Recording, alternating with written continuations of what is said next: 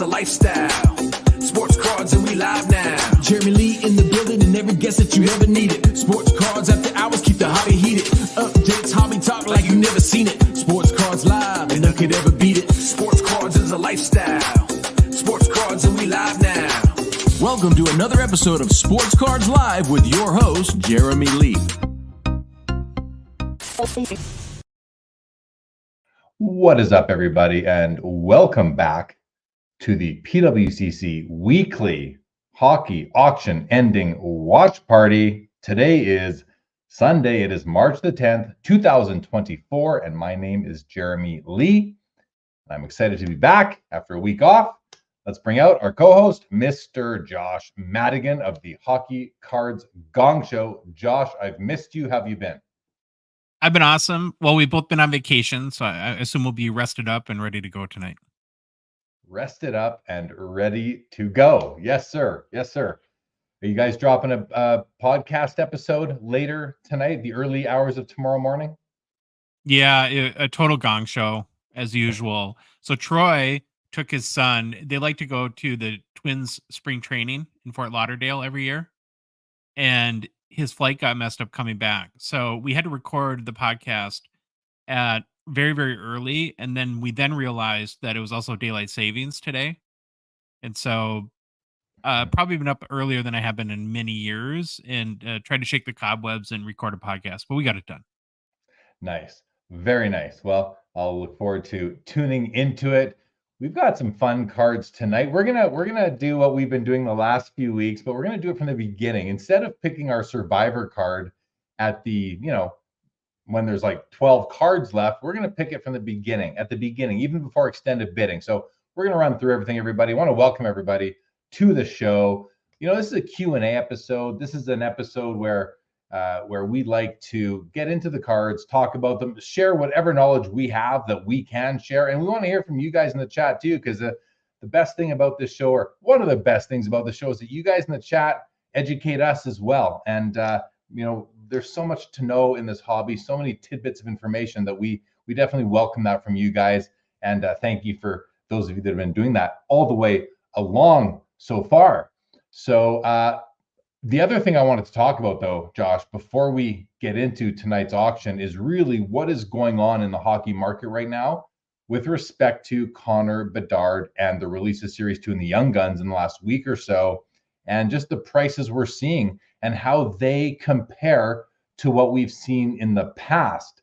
I was looking at some completed sales of his base Young Gun today, and they started out at like $1,700, coming down to $1,500. And I think I'm talking Canadian dollars. So forgive me, do the exchange yourselves, guys. But coming down to, I've seen them as low as $650, I think Canadian now, which seems really low compared to the rest. But I feel like it's just on its way down to that $300 level. We've seen some of the new parallels, the red outburst. There's one right now that is crazy, over $20,000. So Josh, what are you noticing? And this is a hockey card show that we're doing here, covering the PWCC hockey cards. So it's more of like a preview into what we will see on the PWCC platform in the coming weeks as more and more Bedards make their way over there. But what have you been seeing so far, Josh? What sticks out to you? Well, there's a lot. I mean, it was so much activity and energy, I would call it. We were trying to come up with that word. There's a lot of excitement, of course, a lot of boxes being bought. The prices continue to rise, and that's a very kind of juicy and interesting topic in of itself. People are, I think the whole gamut of emotions, like we've never seen. We'll do a post, and for instance, we posted yesterday that a case sold for $5,000 US.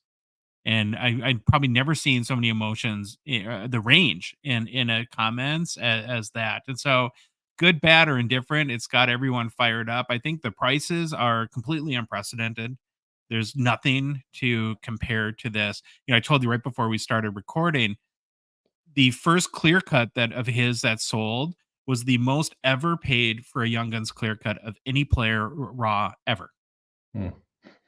More than Right, McDavid, more than Crosby, more than Ovechkin, yeah, I more don't know than if they had Matthews. Young Guns clear cuts back then. Right. But They came but out. certainly more than Austin Matthews and like some of these more recent guys. And he had a great game today. He's obviously got a lot of a talent, and you can see it when you watch him. But he's also played like 51 games now or something That's like it. that. And so Yeah. it's just been kind of crazy. There's good things, there's bad things. I think like right now here at David Adams, hobby boxes are up to 330, I believe now, and you got basically a 12% chance to hit a Bedard Young Guns, and there's almost no conceivable way to break even unless you hit like a ridiculous card. So like here's an example that we're going to talk about on our show tomorrow. If you hit a Leo Carlson Young Guns Deluxe out of 250, you've still got about $80 left to cover your box of the value you need in that box. And so it's it's really kind of a gamble at this point, and people are chasing the bounty right through David Adams, which came out at $1 million, which is a pretty big number. And so yeah, the whole thing has been just Yeah. crazy. It is. It is. The Crosby and Ovechkin clear cuts I was mentioning, I was thinking about the ones that came out later, like in more recent years. So not rookie card years. So of course they don't count. Uh, but still really, really interesting cards that those ones are. He had 2 goals and an assist today, Bedard. So it's not like he's no good, but he's got a lot to accomplish in order for these prices to hold, I think. So we'll see what happens though. Lots of people in the chat. Jacob Dahl is here. Good to see you, Jake. 86 is here. Welcome back. Pino Chiapetta, who I cannot wait to see at the expo. Welcome, Pino. Name is here. Happy Sunday to you. Jeff McMahon, the curmudgeon, is here. Linda's first. His name is Michael, is here. Not my chair. Welcome to the show. Jake says, "Is it for sure Bedard wins the Calder?" I mean, I think he's going to win it. I think he's still got the balance of the season to lock it down. I think he will. What do you think, Josh? Will he win it? Yeah, I mean, the only guys that could really challenge him are Brock Faber for the Wild and Marco Rossi, and Marco Rossi doesn't have a point in 8 games, and Brock Faber is a defensive defenseman, awesome, just not very, gets a lot of assists, doesn't score any goals. So I would find it hard to believe Bedard wouldn't win it unless something Yeah. happens again, maybe gets hurt or something like that. Yeah. Oh, that could happen for sure, but hopefully it doesn't, and I think he'll win it. 90s, what's going on? Homer's Sports Cards.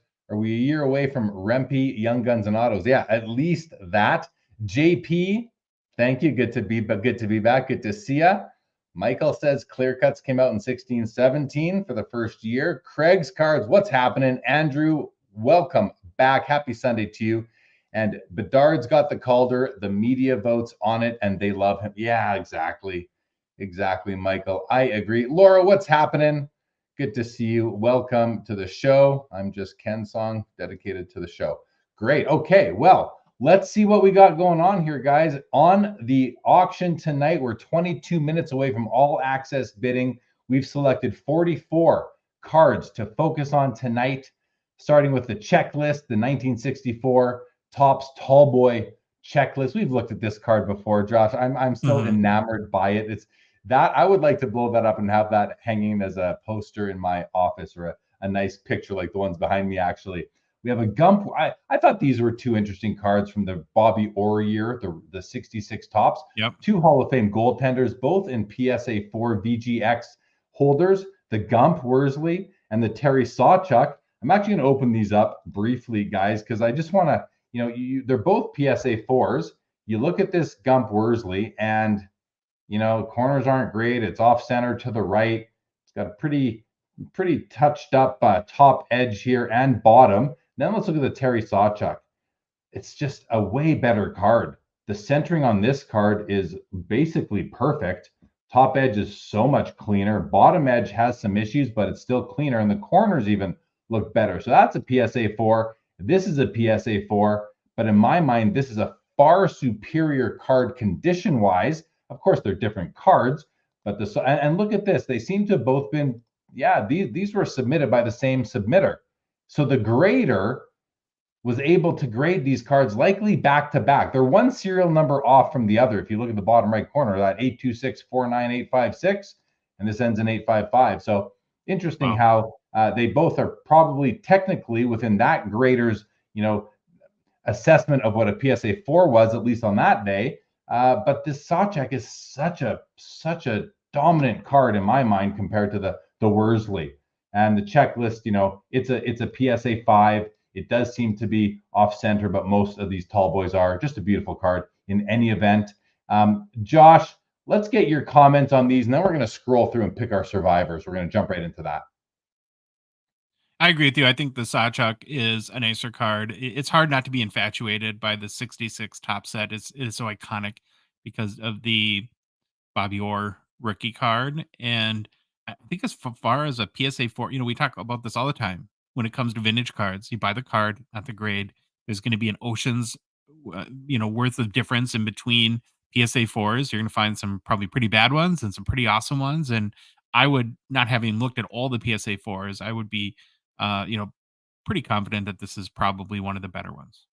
It has to be, just based on the centering alone puts it in that upper echelon, because the eye appeal is simply there. It is just there.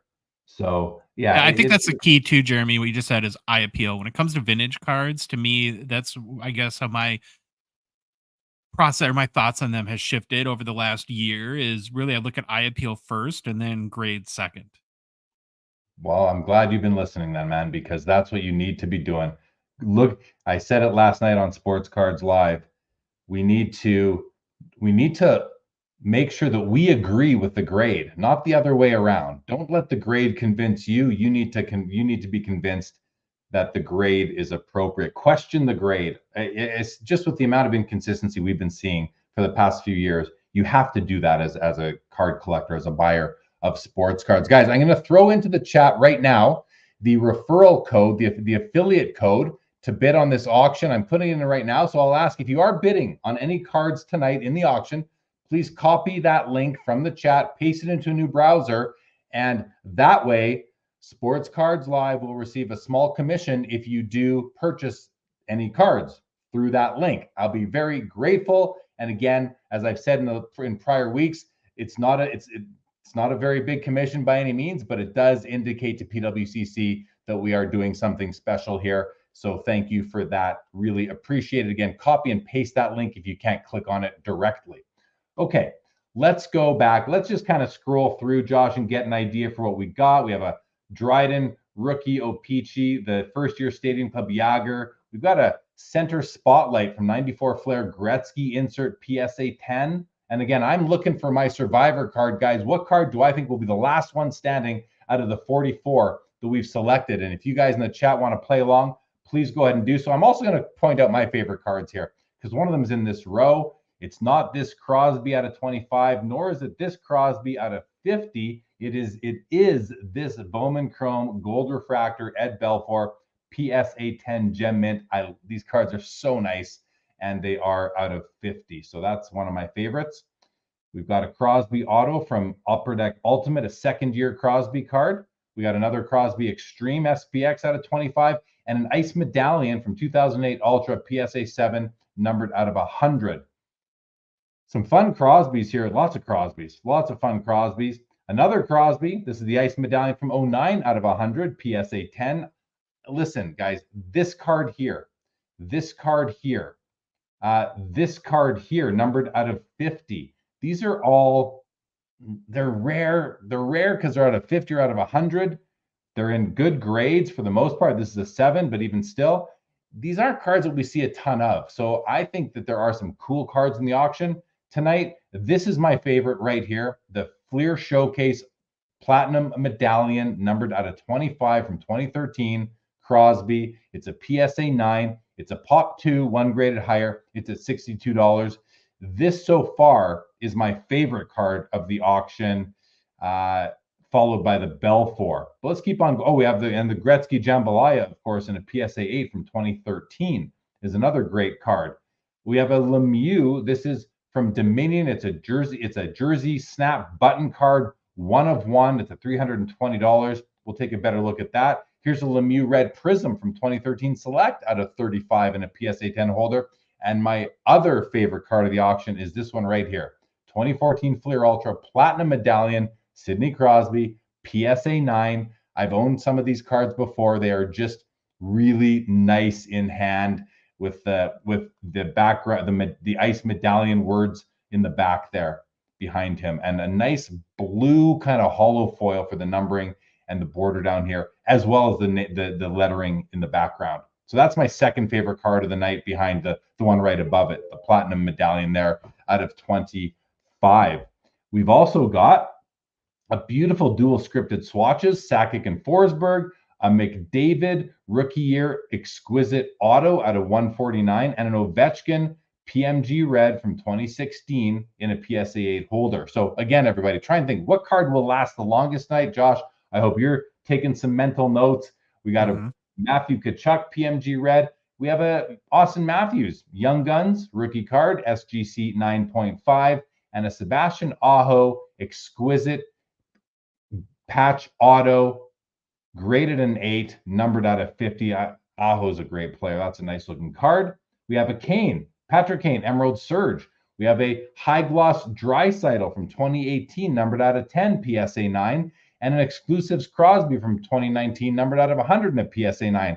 Lots of cool serially numbered parallels on the block tonight. This is not one of them. This is just a Jack Hughes Young Gun. They're fun to watch. PSA 10. Over here, a Emerald Surge, Connor McDavid, O-Pee-Chee Platinum preview from 2020, numbered out of 10.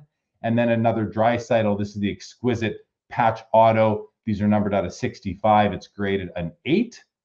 We've got some more of these Spectrum FX from SP Authentic. We saw a whole whack of these a few weeks ago. Josh, you'll remember that. There's the McDavid PSA 8.5 from 2020. We've got a Lafreniere Mega Patch out of 20. Cool looking card, graded out an 8.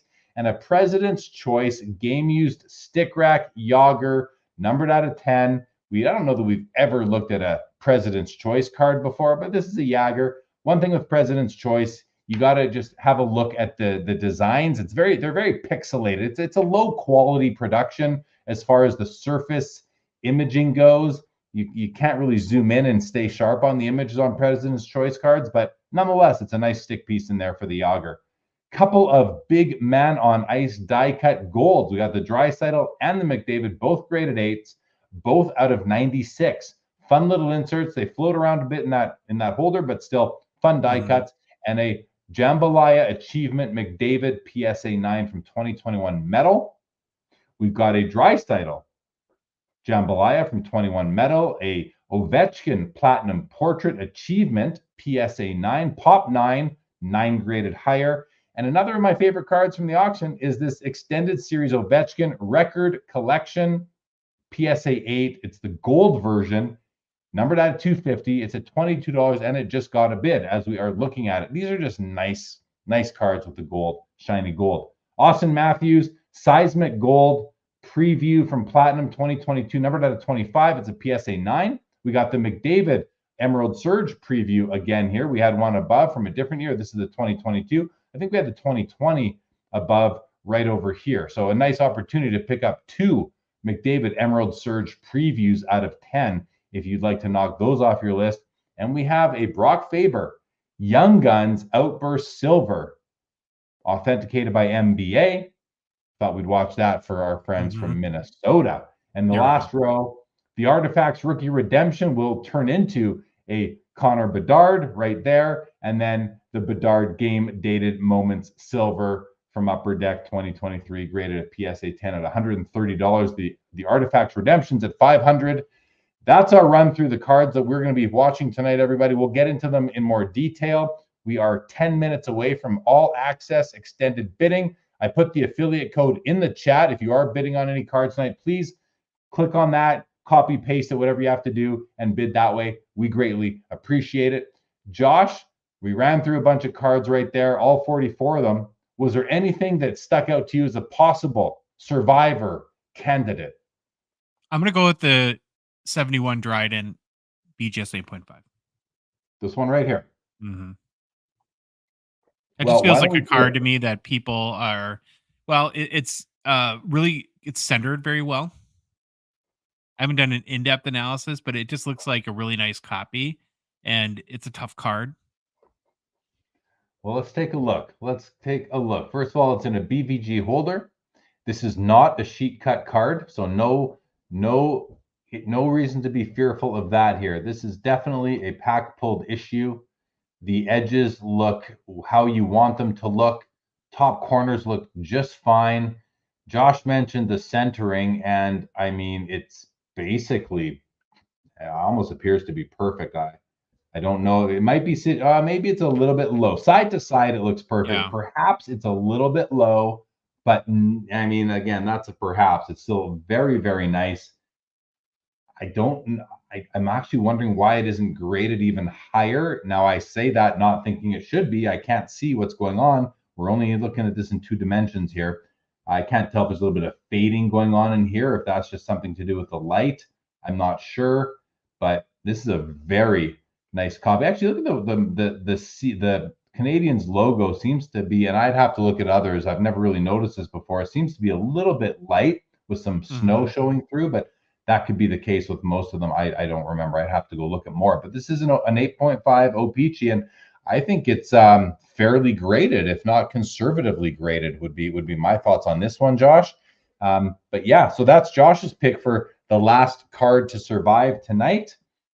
I haven't bid. Oh, and it gets a bid up to 2,300 right now. It has been given PWCC's above average eye appeal, which I completely agree with in this case. I think they nailed it right there. So, okay, we have Josh's pick in. I'm gonna just I'm gonna use bias, and I'm going to pick one of my favorites just for the heck of it. Who knows? Maybe I'll throw a bid in tonight. We'll see. I haven't decided yet, but I am going to go with, for my survivor pick, I'm going to go with this. I'm going to take the easy way out. I'm going to pick the Blackhawks redemption from Artifacts for the Bedard craze. I'm going to try and capitalize on that, Josh. What do you think of my pick? That's a safe bet. It's a safe bet, and who knows when they'll come out. I'm not gonna say anything negative because I don't want to hurt your candidacy. But no, that would have been in my consideration. Well, okay, so I'm glad to know that I'm not that far away from what you would have been thinking. I have to just say, I'm not sure if the comment, unless you guys haven't made any comments in the chat in the last 5 or 10 minutes, I haven't seen anything come in. I don't know if something's not working for me or not, but someone drop a comment just so I know it's working. We usually don't go this long without one. So there we go. Thank you, 90s. It came in. All right. And Dallas Mooney asks, how can you tell if the Dryden is sheet cut or not? Curious to know some tips to identify that. Well, yeah, great question, Dallas. And why don't we get into that? I'll show you what I'm talking about, why I said that so definitively and so quickly. And it's basically because of the edges. If you look at this edge, you can see that it's rough cut. There's fray coming out of it all the way down. I mean, I know just from looking at these, year after year, card after card, that this is what you're looking for. If this was a perfectly sharp and straight edge, all 4 of them, it's much more likely that it was cut with more modern technology or with more care than this would have been cut with in 1970, in January 1st, 1972, or right when they were prepping these things to go out on that day. So that's how we know that, Dallas. It just comes down really to how sharp the edges are. And then if you have subgrades, you can also make some assumptions that way as well. So definitely, that's how I do it. Josh, anything you want to add to that? No, I mean, it's just that you can tell by the edges and the little, it's got that little minor amount, like you said, of the rough cut, which I actually really like and appreciate, and kind of is a plus for me on the card. It's kind of like, to me, it's the equivalent of like comfort food. It just gives you that good feeling that everything's okay with the card. You're not going to run into issues. It's not going to be questioned as being trimmed down the road. So that's what we look for, trimmed or sheet cut.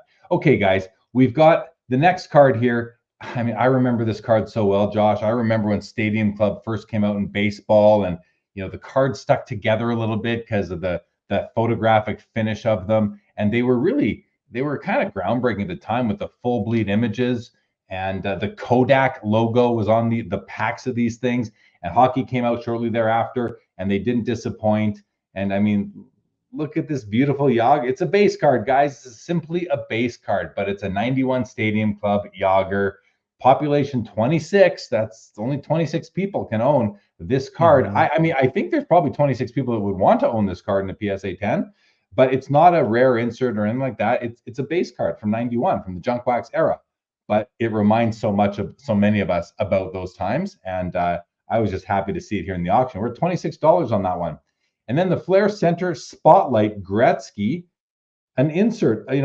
I'll say a simple insert because it doesn't have any real technology going. There's no foil, there's no embossment, there's no die cut. Maybe there's some foil on the Flair logo there, but nothing else. No other real detail there. But it is an insert, and inserts are cool. And this is I'm not sure what the population is on this card, but actually I'm curious. I'm gonna look that one up right now because this is a card that I'm just sort of curious about. So let's go to the PSA app. I'm going to punch in 1789. I got it for you, Jeremy. Okay, Josh, beat me to it. It is a population of 55, and I'm looking up out of how many here in a second. Yeah. Out of 85 graded.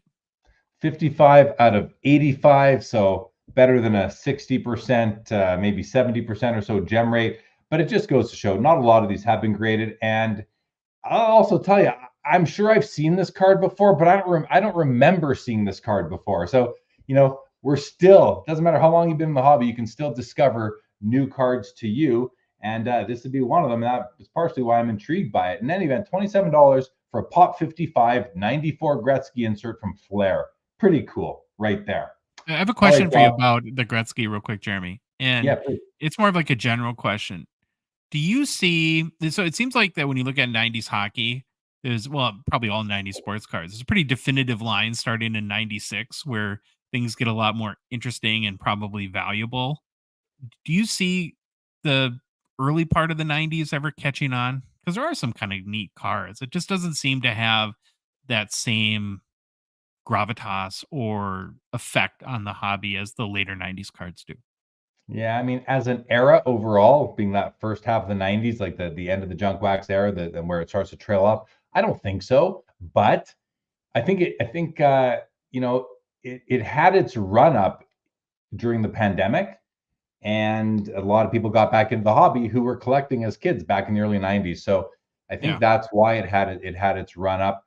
I think there are going to be cards that are going to kind of, the cream is going to rise to the top sort of thing. Mm-hmm. And I think we're going to see that. And then as the cream rises to the top, people are, I think, going to start to look for what's that next level of card. Because now you've got everything you want, let's say, from that era of the players you collect. And now you're going to say, well, I want to build more. I want to, fill out my box. I want more cards in my collection. You might start looking for more cards. I know I've done that. And this is one of those cards that, again, I don't know a lot about it, but it might be one of those cards that, it's population 55. There's probably people out there that want, all the Gretzky inserts from the 90s with a pop of 100 or under in PSA 10 or something like that. It's tough. I don't know for sure, but I just think that there are some hidden gems for sure. If this exact card is an insert in 97 Flair, is the bid more than $29 right now, do you think? That's a good question. That's a really interesting question. I don't think it's much different, to be honest. In basketball, it might be, all else being equal. In hockey, I don't know that we're there yet. So, but that's an interesting question. I'd be interested to hear what some other people think. 86 Collectible says, Josh took my pick, but I'll go the 2013 Fleer Showcase Ultra Crosby out of 25 for my Survivor. All right, so 86, I'm just going to write this down. 86 has the Crosby out of 25, which I love that card. I've got the Artifacts. Josh has the Dryden, and we welcome. You're not going to win anything, but it's fun, guys. If anyone else wants to get in on this, please drop a card into the chat. Michael says early 90s get absorbed into the junk wax with some collectors. It's true. But that lack, no offense, but that lacks I don't know, sophistication, experience, because you have to dig deeper. And this isn't at Michael, this is at the, when he says some collectors, those collectors, because it does come down to really the population. At the end of the day, it comes down to how many are out there available in a greater condition that you are willing to take on. 90 says maybe in 50 years the junk wax era will get some love. Who knows? Yeah, that's a fair comment, I think, for sure. Okay, let's move to the next row here. This Belfour, again, one of my favorites in the auction tonight. I do love these 2003 Bowman Chrome Gold refractors out of 50. They are just so beautiful. And I think it's a great card. Guys, we are in all access extended bidding right now, if you haven't noticed. Josh, I like this card. How do you feel about these Bowman Chrome Gold refractors? Oh, I think they're awesome. It's just a great example. If I can get on like a tiny soapbox here, as I mentioned, I've heard a lot. There's a lot of people, and I understand why, upset maybe about the current state of the wax and how expensive it is, and the whole Connor Bedard chase. And it's like, and we get comments like the hobby's over, that sort of stuff. And I just think there's so many amazing cards that if you they zig you zag sort of approach. And if you don't have the stomach for the Bedard chase, look at this set. Look how awesome this card is. And if you go look at the checklist, I'm sure there's amazing players other than Ed Belfour on it. And for a fraction of a hobby box, you can get a PSA 10 Bauman Chrome Gold refractor from 21 years ago of some awesome players.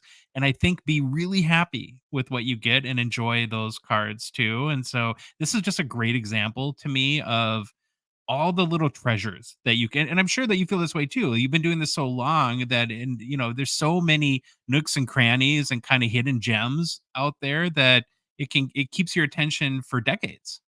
Yeah, for sure. Yeah, someone we know in common who's often in the chat is working on the set of this minus the rookies, which it's not a good rookie year, so I think it's a great approach. And they're, because it's so veteran laden, it's just a wonderful set, and they're just so beautiful. And as I showed before, they're numbered on the back out of 50. And 86 says, if that Belfour was in a Blackhawks uniform, it would be a lot more, I think. It might be. Definitely might be. Here's the Flair Showcase Legacy Crosby out of 50. Another card that kind of came out in 06 and wasn't a card that I was interested in at the time. It's one of those cards that it gets better and better with age. I want to look at the back of this card. So let's open up the auction. Yeah, there's the serial number. You can see right there, 13 of 50. Nice looking card back, for standard type of card back. It's a nice card. I don't love the aesthetic of this card. There's nothing, there's nothing on the card stock or the design that really says to me, oh my gosh, I need to own that card. But I do think it's from Flair Showcase. It's out of 50. I like those things about it a lot. The brand, the legacy collection, insert name that it carries. I think those are all kind of assets of the card. So take that for what it's worth. I like it, but I don't love it from a looks perspective. And then we got this Spectrum Crosby out of 25, an SPX parallel. These are cool looking cards. The serial number is right there on the front. This one looks like it's 16 or so, or 15 of 25. Again, it's got some nice foil on it, nice horizontal design, almost a full body shot of Sydney right there. It's a second year card, which I think is pretty cool. $86, only 25 of them. So consider that. And I'll tell you, back when these cards came out, and this will apply to this one too. For me, as a collector at that time, I was buying packs and boxes back then. These parallels didn't really interest me that much. I was more interested in a patch card or an autograph or something like that. But as time has gone by, I become more interested in cards like these. And the Belfour gets a bid. Josh, any comments from you on these before we go to some comments from the chat? One thing I've been thinking about lately that I would love to get your input on too, that the Ed Belfour and the 06 Flair Showcase Crosby have in common, is the serial numbers on the back. And I think more and more I'm actually preferring that in cards than especially because that upper deck on the newer ones puts that kind of clear tape thing underneath it that I find really distracting behind it too. And I don't know, does it matter to you, or do you prefer one way or the other? I feel like I've just answered this question recently, and I don't know who it was with or where, but in any event, I'm indifferent. I don't Okay. have a preference at all, front or back. I like it on both. To me, what's more important is what that stamp itself looks like. Is it a nice looking script or font? Is it not? How close together is it? Some of the upper deck stuff they did in I think the 2020 Cup set, I didn't like the stamps at all. And for that reason, I've almost avoided buying some of the cards because they actually turned me off. But they seem to have corrected that, which is a great thing in the 2021 issue of the Cup. But to me, no. What I don't like are hand numbered serials. I own some cards with hand numbering, but I prefer a stamp myself. Oh, And I I know love some those. people, I love hand numbering. yeah, lots of people do. Lots of people do.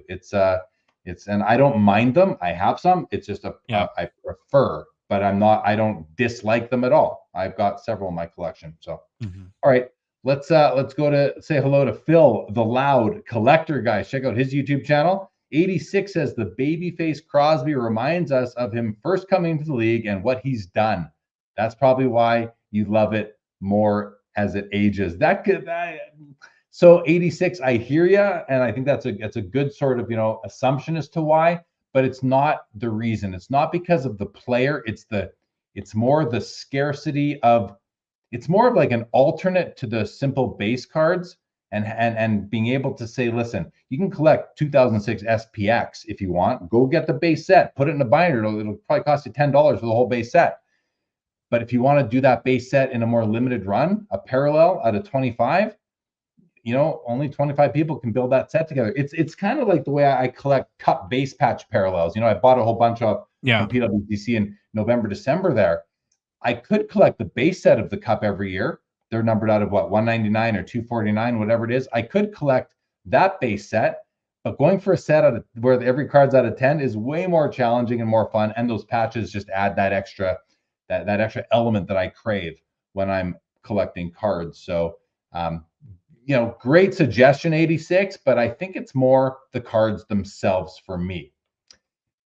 2 Cent says 94 Fleer Flare was one of the first premium sets, thicker cardstock.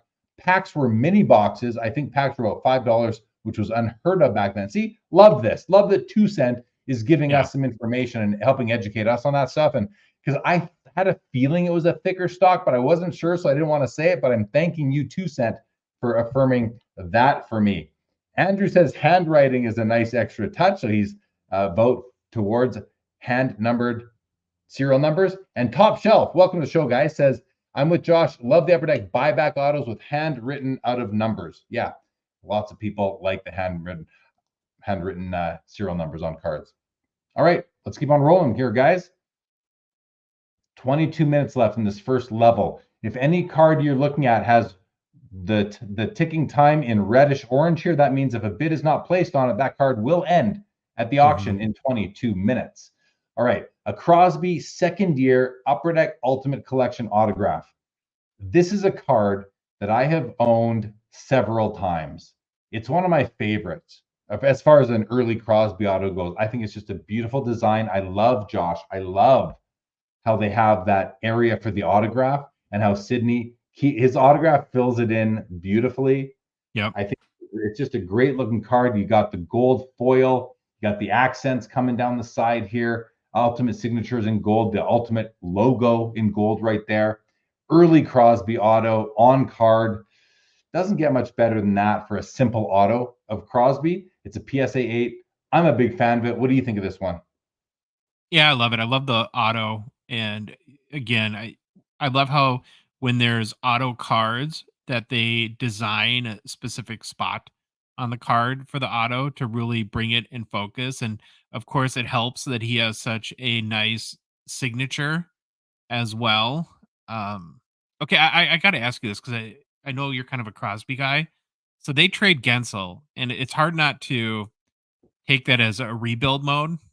And so, I mean, where do you fall on the Does Crosby just rot away for a few more years on the Penguins and not make the playoffs to stay with one team forever?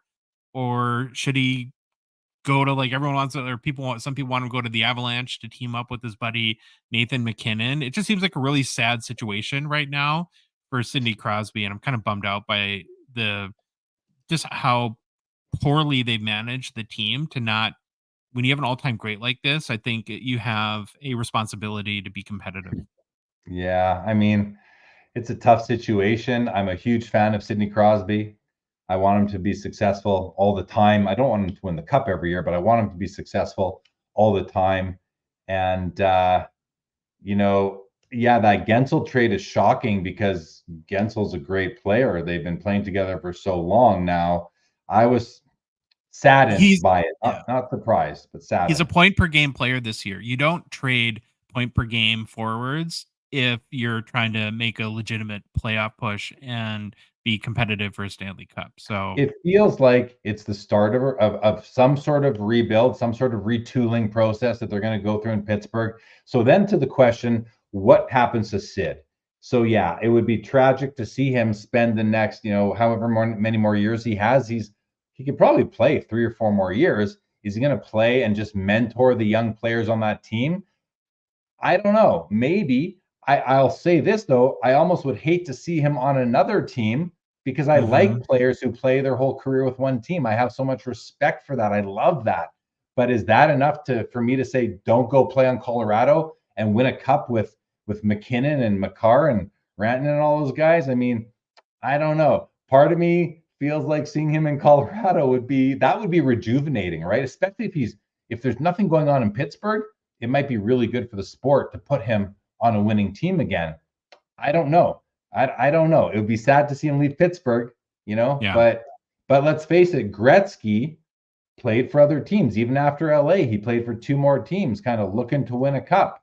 And hard to penalize Sidney Crosby for wanting to do that. And then you have to wonder, what does Pittsburgh get back for him? If you trade Sidney Crosby, I mean, even at his age, you got to, just for the jersey sales alone, you've got to be able to give up a first round pick for a Sidney Crosby right now. I don't think you got to give up a roster player, but you got to give up a super high draft pick and some prospects to land Sidney Crosby, are my thoughts. So yeah, it's interesting. Here's 2 more Crosbys, another SPX Extreme Spectrum, numbered out of 25 right here in the PSA 9 holders. You could pair up this SPX parallel with this one right here. They're both Spectrums, if you'd like. Spectrum refers to being out of 25 for SPX. And then you got the Ice Medallion out of 100 from 2008, Fleer Ultra. Another card that is, it's the parallel of like a junk set, but it's the Ice Medallion out of 100. Not the nicest card ever, but it's a Crosby insert or parallel from 2008 out of 100. It is a PSA 7, so you want to make sure you're looking at that card before you go ahead and make a play at it. Just see, why is it a 7? Is it edges, corners, or what's going on there? So I'd encourage you to take a look at that if you are interested in picking it up. Let's go to some comments, guys. 86 says Crosby to Boston has been confirmed. No, it has not been, but wishful thinking right there. Andrew says that 06 color background was sweet. 06 Ultimate is a memorable set, I think, for Ultimate. Sad about that trade too. So much history. So yeah, the background 06 Ultimate has that goldish coppery backgrounds on all the different cards within it. A cool looking set. Tony says, Jeremy, I'm new to the hobby and would appreciate your insights on the Wayne Gretzky PSA 7 that's up for auction, and share what you think of it and if it's something you would bid and how much. Is that in this auction here, or is that in next week's auction? I don't think it's in this week's. We would have been watching it. Josh, did I miss that card somehow in the auction? I don't think it's in this week's. Let me check really quick. I don't think it's selling tonight. It might be in next week's PWCC Weekly. If it is, I will be talking about it then. But if you want to DM me on Instagram, we can have a conversation there as well, and I can help you out if you're looking to purchase that particular, or you just want to know about that card. If it's how much I would bid, that's going to be tougher for me to get into. I would, I can also show you how to you can go to PWCC sales history on their website and find kind of what sevens have been selling for. Marty B says, I think Crosby, if he does move, deserves the right to choose if he wants to leave. Gretzky did. Well, Gretzky didn't really. I mean, he was traded. I don't know that he had the right to choose that. Maybe they asked him if he wanted to go, but his wife was down in LA. I don't think he was dying to get out of Edmonton, but in any event, I think Crosby will be consulted before they make any move. He'll definitely be consulted. And he must have a no movement clause anyway. Jake Dahl says Raymond Bourque went to the Colorado Avalanche to win a cup. The only difference there is that he didn't have a cup. Crosby's already got 3. Bourque didn't have a cup, and thankfully for Raymond Bourque, he picked the right team, and I am sure I had tears in my eyes when Joe Sakic, the captain, got the Stanley Cup from Gary Bettman and then didn't even do a lap. He just took it straight to Ray Bourque, and Ray Bourque hoisted the cup. That was such a touching moment in hockey history. Yeah. As Top Shelf says, he did have to leave to win a cup. Crosby doesn't need to do that. Tony confirms that Gretzky is next week, and Todd McDonald has joined the show, everybody. Todd McDonald, everybody. All right, good to see you, Todd. All right, guys. Josh, next row, another Crosby Ice Medallion out of 100 from Ultra 2009. This one's a PSA 10. Let's open this one up. This looks like a nice picture. Yeah, look at that. Look at what a great design here. Amazing. Look at the fire in his eyes, you guys. He is locked in on the puck. He's just locked. I love Sid. He's locked in on the puck. 79 of 100 right there. The last name Crosby is in some blue foil over here, as is the word Ultra. This is a nice medallion out of 100. I really do like this card, guys. I do like that one. It's a $47. It's a pop 2. It's out of 100. It's a PSA 10. Okay. If you ever rely on me for sort of for cards you might want to pick up, that's one that I would endorse the pickup of this card tonight. Right now it's well under $100. I really like about that card. I just really quick is I think that I don't prefer typically horizontal cards, but that photo is a great use case for a horizontal card. And I'm with you on that. I also don't generally love horizontal cards. There is a Crosby McDavid card. It's a canvas card from Upper Deck where they're taking a face off against each other. And I have a copy of that card, even though it's a $1.50 sort of card. If you're just, trying to buy it raw, but it's such a great, just the picture. It's all about the image on that particular card. This one is very similar. It's a great looking card. Yeah, I really like that one. Skipping over here to what is my favorite card in the auction, the 2013 Fleer Showcase Ultra Platinum Medallion out of 25, Sidney Crosby. It's a Sidney $110. It's a pop 2, 1 graded higher. Just a really, really nice card right there. I'll open it up for you guys to see. Let's take a closer look. And it's tough to tell, but this sort of snowy effect is really like a sparkling silver in the card. If you were to move this card around, you would notice that it shines like a diamond. It makes me think of that. Was that a Rihanna song? Yeah. I'm not going to start singing, guys. Don't worry. Have no fear. Break out a couple bars. You can do it. Have no fear. I'm not going to start singing. But that's what that reminded me of. I do like that card. That's one I may throw a bid at that card a little bit later. We'll see. We got at least 15 minutes. And then the Gretzky Jambalaya 2013. It's a PSA 8. It's at $340. This is a pop 3 graded higher. And this is a nice Gretzky Jambalaya card. Oiler uniform. It has the looks of an original Jambalaya. It's not based off that original. That one came out the year before in 2012, Fleer Retro. But it's a similar look. It's a nice card. I think it's a good one. I think it's a good one right there. I have a copy of this in my collection right now. All right, Josh, any comments on this Crosby or this Gretzky before we go to some comments from the chat? The Crosby is super cool. I'm really happy that Upper Deck brought back Fleer Ultra for 2021. It sounds like there's going to be a 2022 set as well. I wish it wasn't an EPAC exclusive because I really love Fleer Ultra. I just do. And, a lot of these amazing cards are, I think, relatively pretty good deals. I think so. I think there's some good there are some good deals on some rare cards, like some low print cards here tonight. So okay, 86. Love Crosby's hands on face-offs, and he's referring to his where'd it go? Where'd it go? Where'd that card go? What am I doing here? There it is. Yeah, his hands on the stick. I hear you. 86. Tony wants to know why Mario Lemieux rookie cards are not as valued compared to Crosby and Ovechkin, especially in the PSA 6s. I mean, Tony, you're comparing two different eras of the hobby, of the sport. It's just recency bias, and a lot of collectors today didn't see Lemieux play, and a lot of them have seen Crosby, Ovechkin. It's really a tough question to answer, but it's just where the hobby's at. You just gotta accept it at this point, and make your decisions accordingly. Especially and let's face it, Crosby and Ovechkin are in that echelon with Lemieux as far as their impact on the sport and the hobby for that matter. David G would love to get your takes, guys, on the 2019 Ultimate Introductions Gold Jack Hughes rookie auto. Says cool card, but the auto looks off. I think we're probably watching that one, David. So let's see if we are. If we're not, we'll bring it up. We will bring it up. But let's get through what we have here in relatively good time here. This Lemieux button card. I'll tell you guys, I'm not a fan of cards with buttons. I like one of ones, and this slab is way too big for the card. It's simply because the card is so thick, and PSA just doesn't have a regular size slab for a thick card. But this just kind of ruins the card for me. It's just too big of an item.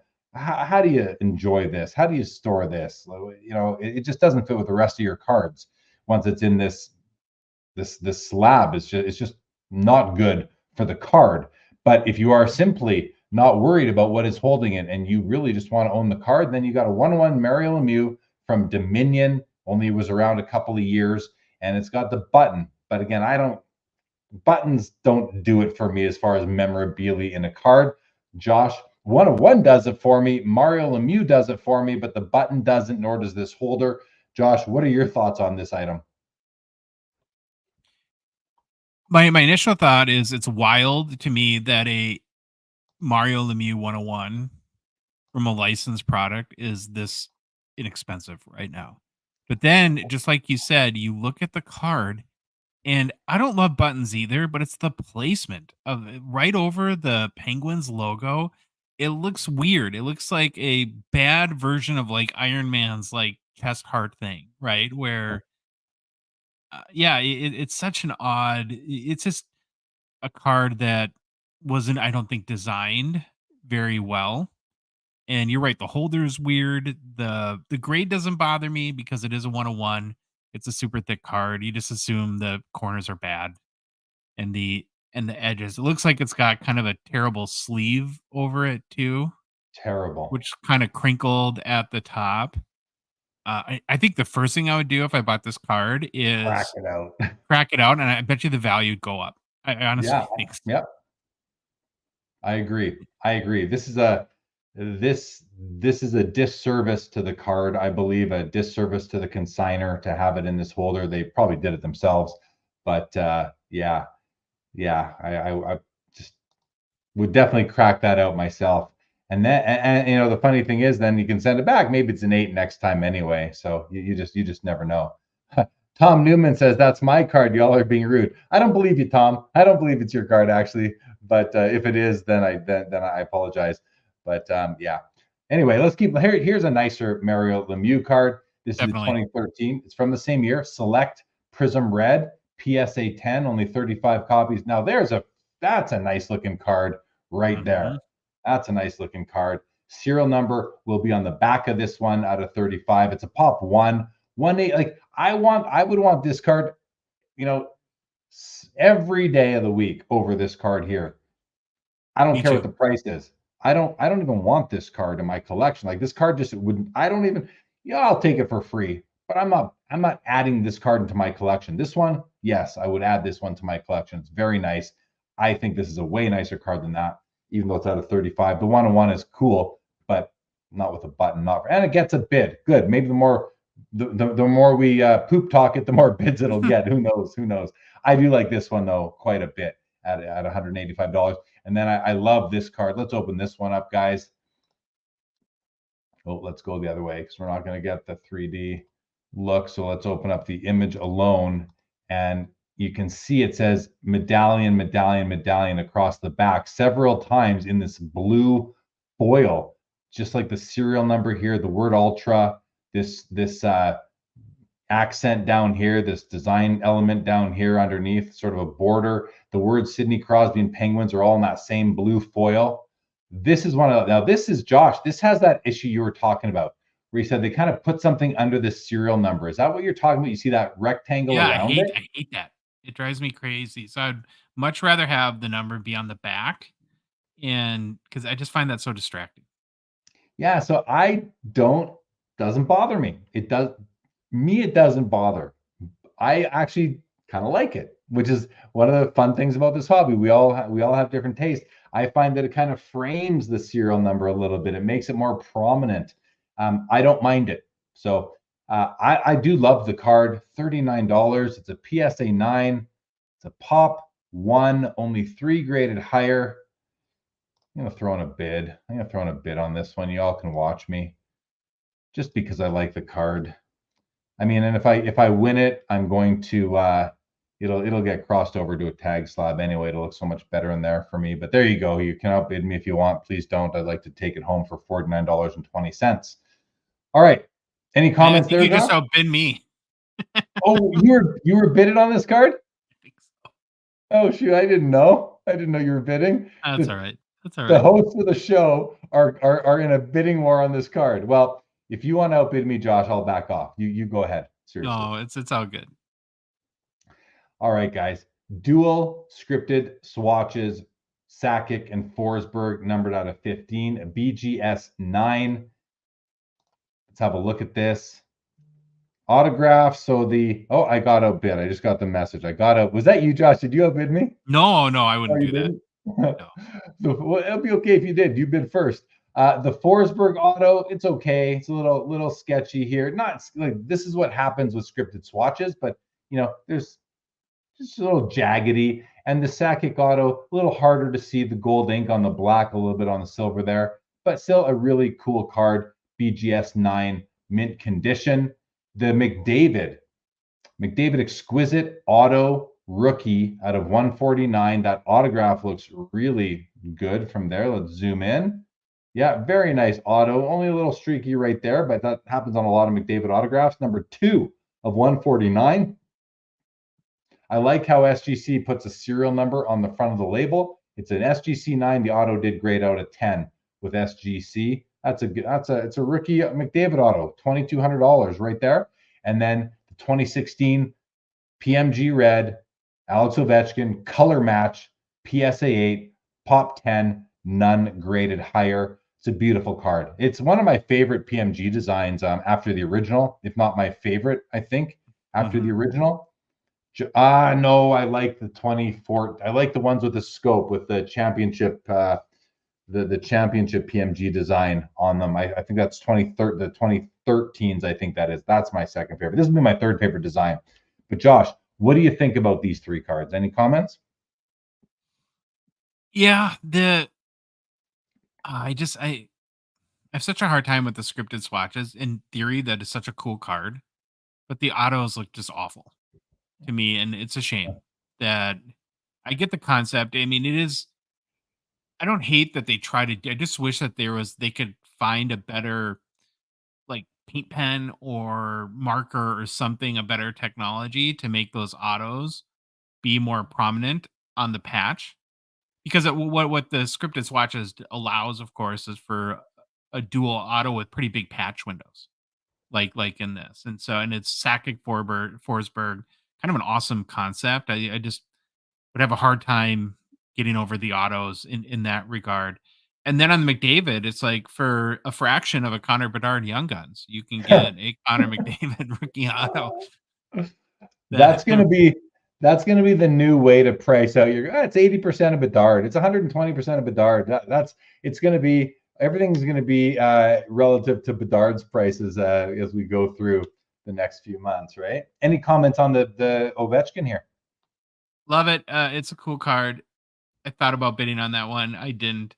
Ovi's been sneaky pretty decent. I wouldn't say he's been great, but since the start of the year, and his numbers and his pace are kind of trending towards pretty respectable for a guy his age to end the season. It's a little under the team stinks, so maybe a little under the radar there, but yeah, the first half of the season was a disaster, and so I'm kind of curious to see if his market starts to pick up a little bit, if people start to think the goals record's a little bit more realistic again. Yeah, yeah, he has picked it up since the new year, so that's been good to see for sure. There's the Matthew Tkachuk from the same year. Nice card, PSA 8. We have I like keeping tabs on the Austin Matthews. He's done a lot more than Connor Bedard has so far, and his card's a fraction of the price. And then you got the Aho, just a nice Aho card. He plays in Carolina, not the best market, but he's a good player. And we'll see what this one does. It's a rookie year auto patch from Exquisite. So pretty cool right there. PSA 8. Next row, we've got the Patrick Kane Emerald Surge. We got the Draisaitl High Gloss and the Crosby exclusive. So, we have more parallels now with the Bedard year as far as Upper Deck goes. But back in these years, all you had was the base card, you had the high gloss, and you had the exclusives right here. I know there were some others, but as far as like strict base, and I'm not talking acetates and all that, and no midnights or anything coming out from shows and that. Pack pulled wise, it was those three versions, and these are two of them right here. Josh, before I actually invite you to make a comment, I just want to mention that we have seen the first round of cards have been sold, and we haven't gone through what we were going to look at tonight. So keep that in mind, guys. But we are now 2.5 minutes left. We're halfway through the first 5-minute window of extended bidding. So some cards have sold. We're going to see 2 in the next row already. And if any of these cards in orangey red don't get a bid in the next 2 minutes, they will sell at that current price. So make sure you're getting your bids in where you need. Josh, any comments on this row?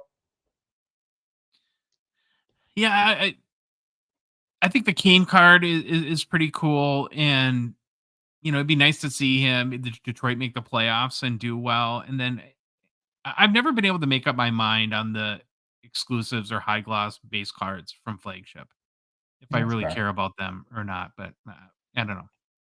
Fair enough. The Hughes PSA 10 Young Gun does 252. McDavid Emerald Surge Preview from 2020 does 288.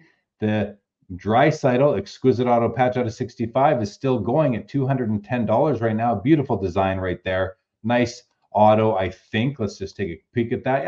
It's pretty nice. The auto, nice 3-color swatch there. It's a pretty cool looking card for Draisaitl, who plays in the shadow of Connor McDavid.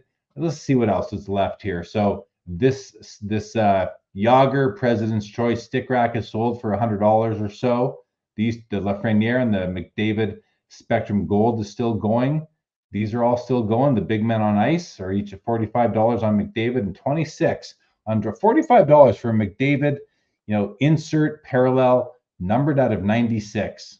Seems cheap to me, but maybe that's just where the market's at for cards like that. The Jambalaya Achievements at $165 right now. This has sold. The Draisaitl at $156. The Ovechkin that I liked did $26. 26 bucks, and the Ovechkin Platinum Portrait Achievements at $175. We have some bids coming up over here. Matthews, $74 only for a seismic gold. Maybe these previews, I will say I'm not as crazy about the previews as I am the regular issue cards, but here's another McDavid Emerald Surge preview out of 10. It's only at $92. Not bad for any McDavid card out of 10. Yeah, the one thing about the previews is they did make the serial numbers less. Oh no, you're out. I'm out of the Survivor. Didn't even make it to extended bidding. Never mind. Yeah, well, I'll take it. I can take my losses. Now I'm gonna have to regroup and pick a new card. I'm gonna have to pick round 2. Okay, so let's do this now. Let's go back all the way up to Oh, it's updating. So we're going to have another round of sold cards. So we'll actually do a refresh, put all the sold cards to the bottom, and let's go see where we are at. Comments first, though. Comments.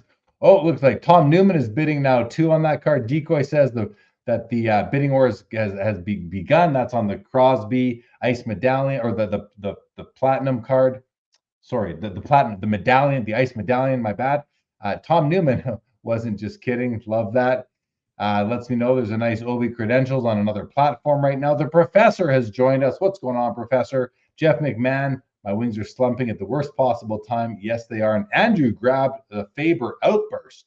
Nice. Congratulations, Andrew. Congratulations to you. I'm going to put the affiliate code in the chat one more time, guys, as we're in extended bidding. And I just ask again, if you are going to bid on card tonight on PWCC on the weekly, it doesn't have to be hockey, me any card tonight. The affiliate code is in the chat right now. And if you click on that or copy and paste into a new window, and then you bid and you win a card, Sports Cards Live will receive a small commission. And as I've said, it just, again, it's small. It's not going to move the needle, but it is appreciated, and it will let PWCC know that you guys enjoy what we're doing here, Josh and myself. All right, let's look at what's sold, Josh, and we have 3.5 minutes to do that.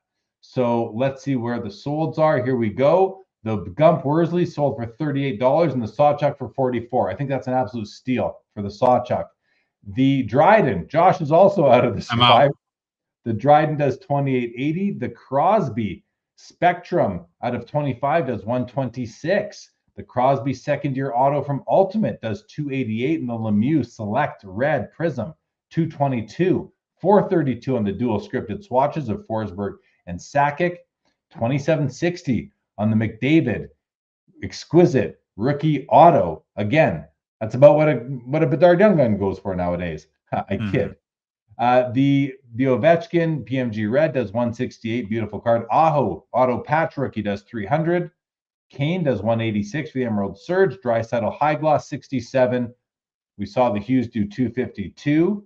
This card we just talked about, the Draisaitl Exquisite, does $252.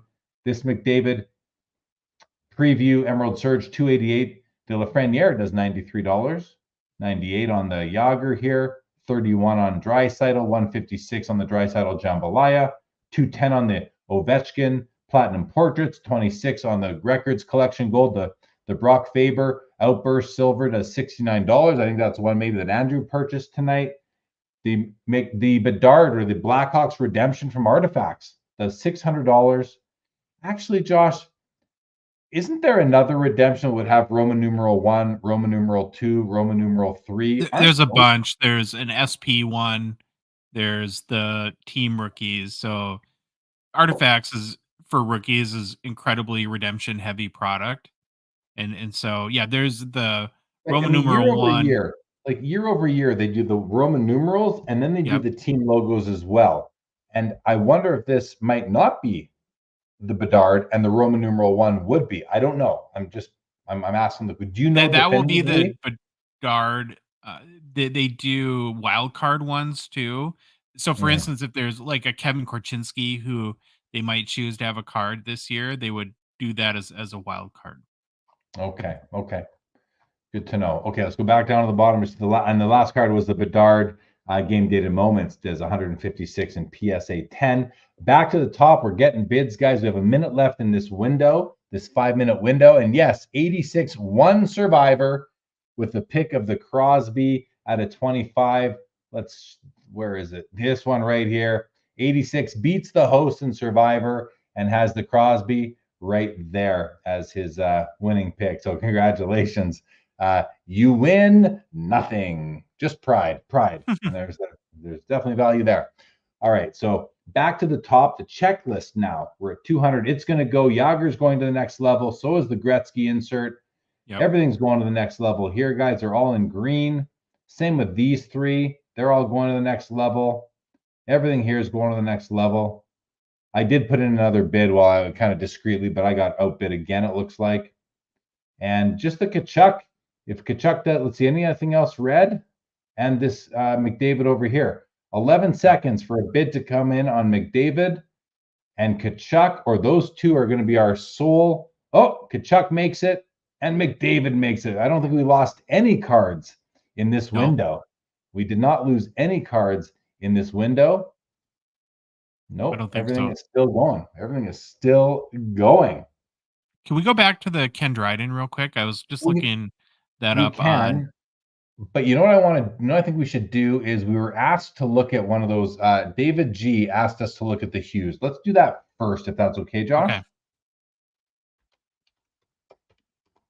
Let's see if I can figure out how to use their. Well, it's going to take us out of there. So that's that. Why is it not? Oh, because I don't have it favorited. All items. Let's see. So, oh, it's sold. Sorry about that. Sorry, David, but I think you were talking about this one here. I think it's talking about the ultimate introductions. Oh, this. Where's the auto? No. Oh, right with the auto. I couldn't even see the auto. That's why I skipped by it at first. Yeah, we've seen these before. Yeah, it's just an. Listen, I'm sorry we're so late on this, David, but it's just the marker they used. Everything else is fine. I wish they would use like a gold marker or something. Yeah. With a more contrast. Yeah, I don't like it. I'm not saying I like the looks of the card. I don't like anything about this card. Like, why did they make his jersey seem like it's bronzed? It's a design. I get it. It's just creativity. I'm not going to knock them for being creative. I just don't personally like the looks of the card or the autograph on it and how it sits. So, all right, let's go back here. That should get us there. And see what you guys are saying in the chat. Oh, you're just lots of laughs, guys. We appreciate the laughs. Okay, you wanted to look at the Dryden again. Let's go do that. We got 3 minutes left. And before we do that, Josh, sorry, I want to see what's going to make it, what isn't. This Gretzky needs a bid, you guys. The Gretzky Center Spotlight needs a bid. It's at $66. So does the Belfour. It's at 100 even right now. Needs a bid to go. These are all going to go to the next level. All three cards here need a bid to go to the next level here, including this Crosby at a 25. And there it is. The bid just came in on it. So it's going to go. All three cards here need a bid. We'll see what happens.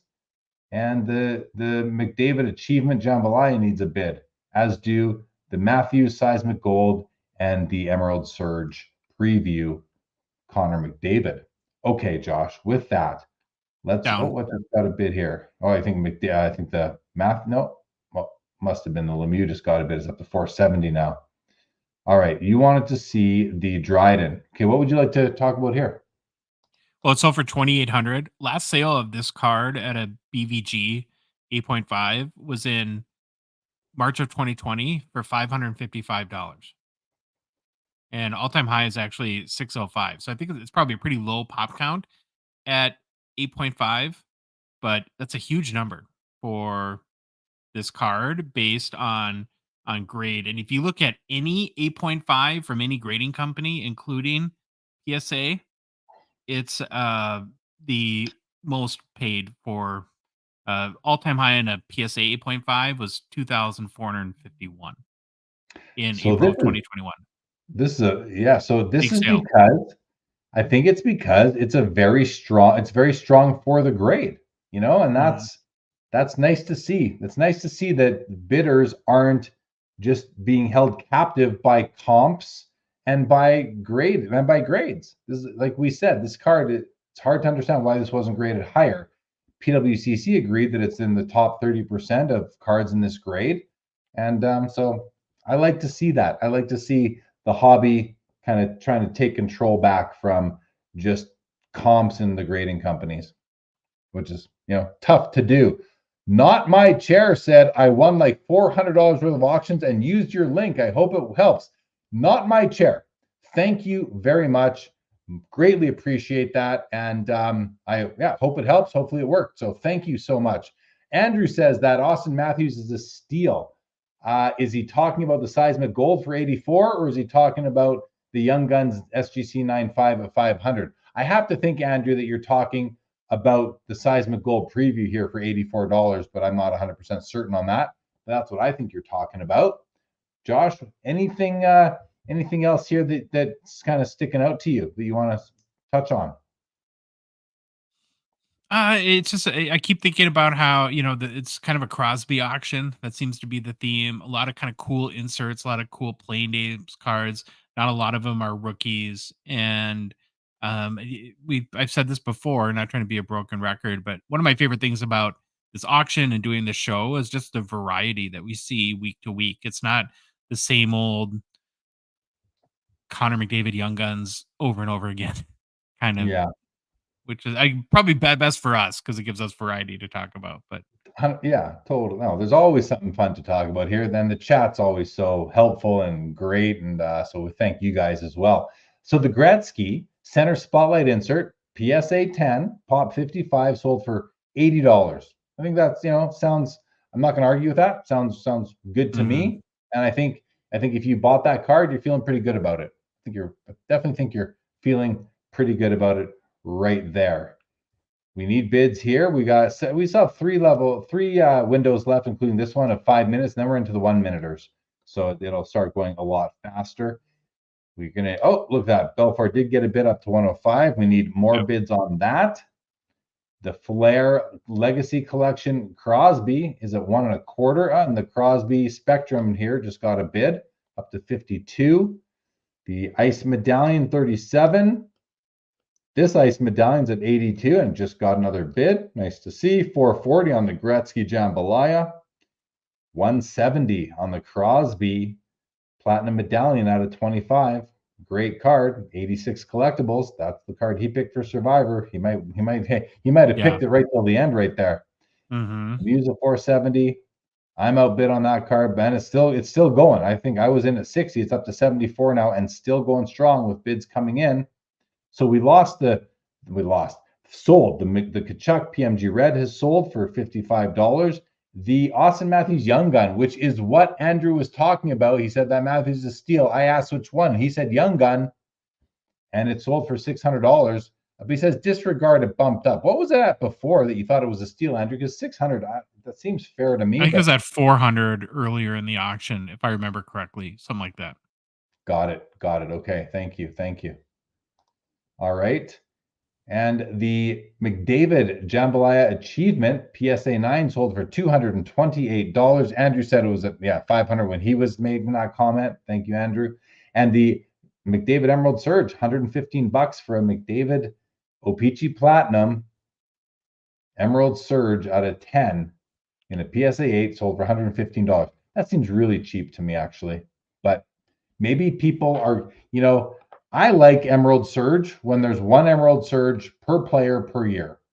But now they found a way to get another one in there with this preview, the preview. And that kind of takes a bit away from me from the Emerald Surge overall. But that's what Upper Deck's done a lot of things like that lately. So, but I guess they got to fill up those packs with product, guys, because everyone's buying it up like hotcakes. So they got to fill them up. Tom Newman says that McDavid Big Man on Ice is so sweet. Well, let's go have a look at it. It's right here, and it is a really cool card. It's after the original Big Man on Court cards from basketball, and the Jordan is a famous card. The Shaq's a big one. This is the gold version, numbered out of 96 on the back, to Josh's delight. And there you go. It's a cool card, cool die cut. Really cool card. It's hard to see because this is photographed, or imaged against a dark background or just no light. So you can't really see the die cut as nicely because it's black on black. But these are really cool cards, Tom. Really cool. He says cheap, like you said, for a metal numbered insert. Yeah, exactly. $64 plus BP, of course. It's got a bit. It's going to go into the next window already. So let's see what's going on here. We're just under a minute right now, guys, in this window. Josh, let's hit refresh, push the sold cards to the bottom, and then let's see what's orange still. So the checklist, the sole vintage card we're looking at. Okay, we looked at the Dryden too, but and a couple of 66s, I forgot. The checklist is at $210. It needs a bid. Yager and Belfour are going to go to the next window, as are Crosby, and Crosby. As are Crosby, Gretzky, and Crosby. As are Lemieux, Crosby, and Crosby. Lots of Crosby. So is McDavid, and Matthews. And that's it. Everything else below has been sold. So most items in the next 8 seconds are going to go Looks like we're going to lose the checklist, guys. Looks like we're going to lose the checklist here. It's going to be sold. No. What? It got a bid. It got a bid. Someone got a bid Wow. in just in Last the nick of second. time. Just in the nick of time. So we are now 10 minutes away from the 1 minute extended bidding windows, at which point this thing is going to go a lot faster, I believe. Yep. Josh, oh, no, it's sold. Somehow it just updated as sold. So Okay. I don't know what happened, but it just updated right now as sold. Let's hit refresh. Push it down. And Josh, I think we should go round 2 of Survivor right now and pick our next Survivor. So let's run through what's Okay. left. Unless you already know what you'd pick. Let's run through them. Okay. Yager, Belfour, Crosby. I'm not picking any of those. Mm-mm. Crosby. I'm not going to go with those ones. Gretzky, Crosby, Lemieux. You can't pick this one because 86 has it already. He gets it till the end now. Yep. This Crosby and McDavid. The big man on ice. The Matthews Gold Seismic. That's what's left. The who picked first last round? Did you pick first with the Dryden? I think you did. Yeah, you go first. I'll go first this time. I'm gonna pick. Oh, it's between 2 cards, but I'm gonna lean on Tom Newman, and I'm gonna go with this one right here, the McDavid Big Man on Ice Gold PSA 8. I'm picking that one. How about you, Josh? I'm going to go with the Crosby Platinum Medallions out of 99 that we had a bidding war on. Well, that was my other choice. When I said it was between 2 cards, it was between this one and this one. So yeah, good pick. Okay, I got a question for you. We've been talking about these platinum previews from OPG. What's personally more shocking to you? A flagship hobby box for $330 US or an OPG hobby box at $170 US right now? Oh, I think the Series 2 is more is a little bit more shocking. I've just seen so many people express shock and disappointment, and kids can't play in the hobby anymore. And it's like, well, if the market wouldn't bear it, like, who's buying it all? Are you telling me no kids are buying this stuff? Kids have more money nowadays than we think in a lot of cases. Now I know it's not affordable for a lot of people. I do understand that, and I recognize that, and I'm sensitive to it to a degree. On the other side of things, there are still cards that are affordable for kids, and I do have the long-term health of the hobby in mind, and I think it starts with kids, because in 30, 40, 50 years, kids of today are going to be the ones that are going to be carrying the hobby, just like us 30, 40, 50-year-olds are carrying it today, along with the 60, 70-year-olds as well as older than that. So I'm sensitive to that, but at the same time, I understand that we live in North America. We live in capital society. We live in a profit. These card companies profit is all that matters. Unfortunately, that's who they report to, the shareholders. They're not reporting to the brand managers who are our friends and love their job and are thinking about the collector. Yes, they are, but they have to deal with financial constraints. And at the end of the day, I don't know who is really to blame. People blame distributors. People are blaming the LCSs. People are blaming the breakers or blaming Upper Deck. No one's blaming Connor Bedard, and no one's blaming the people that are paying the prices. So it's kind of like the breakers argument that we get, where people think that, and I don't break personally, so I'm not trying to defend breakers, but that breakers ruin the hobby. And it's like, well, if people stop buying into breaks, then breakers would go away. So they must serve a purpose in the hobby, and people like it, and they do it. And it's the evolution of the hobby, just like we've evolved music from records to cassettes to CDs to streaming. Same with video, movies, TV. Everything's evolving. So I don't hold breakers accountable for anything. It evolved, and the market responded to the point where there's so many platforms just for breaking now. It's a huge part of the hobby. I don't have any issues with it. I like it because it releases so many cards into the ecosystem for singles buyers to buy. So I'm glad for breakers.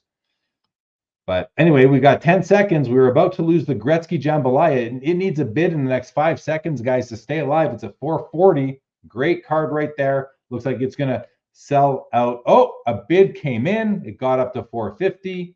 And let's see if anything has sold. I didn't see that usual updating thing go on here. So let's just see. We scroll down to the bottom, and the last card sold is the checklist at 252. I'm going to hit refresh here, guys. And let's see where this brings us. Is the last sold card still? It is still the checklist. So I don't think we lost any cards in the second to last 5-minute extended bidding window. We are now 5 minutes away from the short windows where really, you got to be on your toes if you're bidding on multiple cards. So we've already seen bids come in on both of our Survivor cards, Josh. We're up to 80 on the Platinum Medallion, and we're up to 94 on the Connor McDavid Big Man on Ice. Now, it's interesting. The McDavid is out of 96. It's a PSA 8. The Crosby's out of 99. It's a PSA 9. So I don't really care about the grades on these, 8, 9, whatever. It's a low under 100 serial number. And the McDavid is selling for more than the Crosby. And in my opinion, the Crosby's a nicer looking card. Like, I do think the McDavid is cool. The Big Man on Ice cards are cool.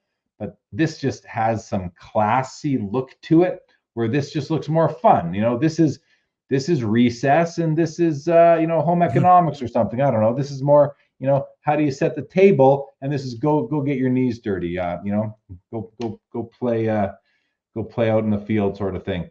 I don't know how I'm coming up with the stuff I'm saying, guys. It's just coming out. I know they're terrible analogies, but I'm trying. But yeah, I really do like this one a lot more. But it's fun. It just shows you that McDavid is the boss of the hobby right now, and Bedard is nipping at his heels. What do you think of all that, Josh? I'll talk about the cards first. I think that the Crosby is on the very top end of, close to perfect design cards. It's just a really, really beautiful card. Honestly, what distracts me about the McDavid is the holder and how kittywampus it is, and I would crack that immediately, and it just bugs me how like sideways and it doesn't really fit. But down the 10 years from now, this might be a very hot and sought after insert. The crazy thing we mentioned about like King of the Hobby is, so we've tracked for almost 2 years now, every month, most cards sold by each player. And for 2 years, Wayne Gretzky has had the most cards sold in a month by a mile. And it's typically been Connor McDavid number 2. If you look at the first third, because we're 10 days into March, Bedard has 1,000 more cards sold than Wayne Gretzky. And so for the first time in 2 years, like I said, if the month continues, more Connor Bedard cards will be bought than Wayne Gretzky, and I just think that that's crazy. And it's given his Young Guns just came out, so it makes sense in a lot of ways. But like I said, in the last 2 years, there hasn't been a single month where anyone's been close to as many Wayne Gretzky cards sold. It's crazy. And it's not about to slow down. It's only going to get, I think it's just going to get more and more. It'll get to the point where, Bedard might be, if you were to look at like total cumulative cards sold over the last 2 years, Bedard is going to make a mad rush at the leader spot on that scale right there. Like the most. He was in the top 10 last year without any NHL cards, really. Yeah, he'll be number 1 this year for sure, and it won't even be close. And by the end of maybe next year, he'll be the number 1 card sold in the 2020s, the number 1 player with cards sold in the 2020s. Okay, I'm just going to put in another bid on the card in front of you. I know whoever I'm bidding against can see what I'm up to. Oh, that bid didn't even get me to the leader. Okay, I guess got a bid. That's my Survivor card, Jeremy. So keep bidding, please. Keep bidding. Well, there's 30 seconds left here. I hope if I put in a bid, okay, I'm going to put in a bid, and I'm now the leading bidder. It's going to cost me with buyer's premium $110.40. So 15 seconds left here, guys. Please don't bid right now on that card. And then for 69 seconds, please don't bid on that card, and then I can just buy it for $110. So let's see. We're going to go to the next window. It's going to update, and let's see if someone else is going to bid on this card. 86 says, man, I miss Fleer and Fleer Ultra. Yeah, well, it's back and it's new, and they're trying to, Billy's done a pretty nice job with Fleer Ultra. I thought he did a great job with it, bringing back a whole plethora of inserts to pick up. So, and they have Jean back too, and that's her kind of baby. That's her baby from the 90s. Yeah. And so it's exciting to have both of them teaming up on that. It is. So the Jagger Stadium Club sold for $50. The Crosby Spectrum from 2007 out of 25 PSA 9 sold for $72. Lemieux button card sold for $630. And that was it in the last window. So a quick refresh. I got outbid on that Crosby card. Who's bidding against me? Who is it? Who in the chat is bidding against? I'm just curious. Not me. It's not I can see my hands. Yeah. I'm just curious. Do the show like this. All right. So let's see here. We have these minutes go by fast. So now this ice medallion Crosby has been sold for $53. This one is still going at $195. My big man is still going at $100 for the McDavid. So we're both still alive here, Josh, in the Survivor. Let's refresh and put the cards that have sold down to the bottom. All right, so what's left? 3 cards, 6 cards, not 6, 8 cards left. And Survivor-wise, we are both in it. I need a bid here, Josh. You do not. You are good. You are good. Not My Chair said, I was bidding against you, but I've been out for 2 rounds, so it's someone else. Thanks for letting me know. Not My Chair. Thanks for letting me know. Yeah, and there's 2 people left because I did not bid it up to 115. So there's 2 more. There's 2 people still bidding here. 2 seconds left in this window. Looks like everything's gonna go. Did we lose anything in this round? We lost my McDavid, so I'm out again on Survivor. He sells for 120. Josh has beaten me twice back to back right now in Survivor. Billy Celio, product manager at Upper Deck, senior product manager for Upper Deck. He prefers brand manager. Brand manager is in the chat. He's keeping his eyes on us, Josh, and he says, Jeremy, what do you feel about Josh stealing your big guests for his show? So really? Billy is now calling himself a big guest. Billy, you are a big guest, Billy. You're one of the biggest, actually, one of my favorites, and I love it. I'll tell you what, the Gong Show does a better job having you on than I do. So keep on. They take the time. You guys do the deep dives. Keep on going. You're perfect for their show. I like watching you on with them.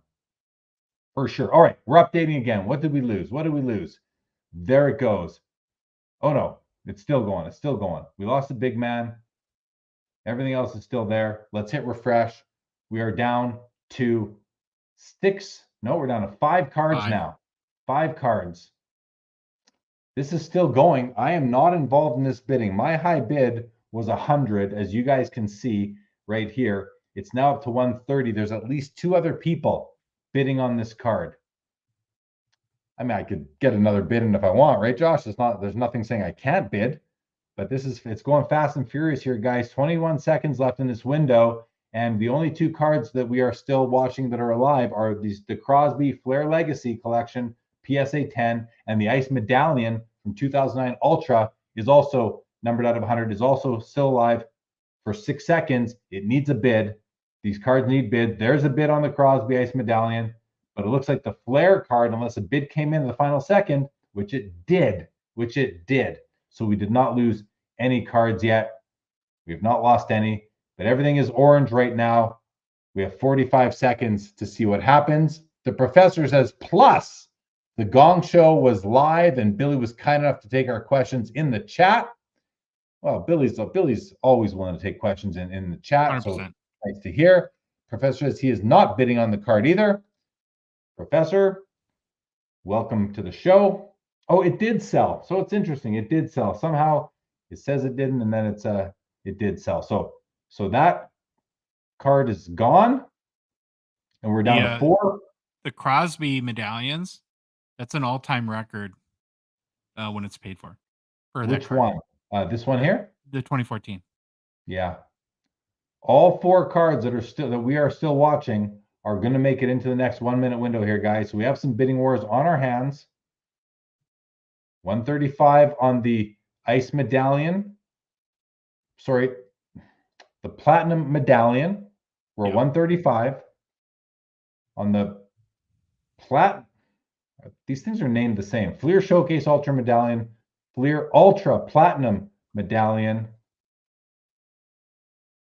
They're both platinum medallions.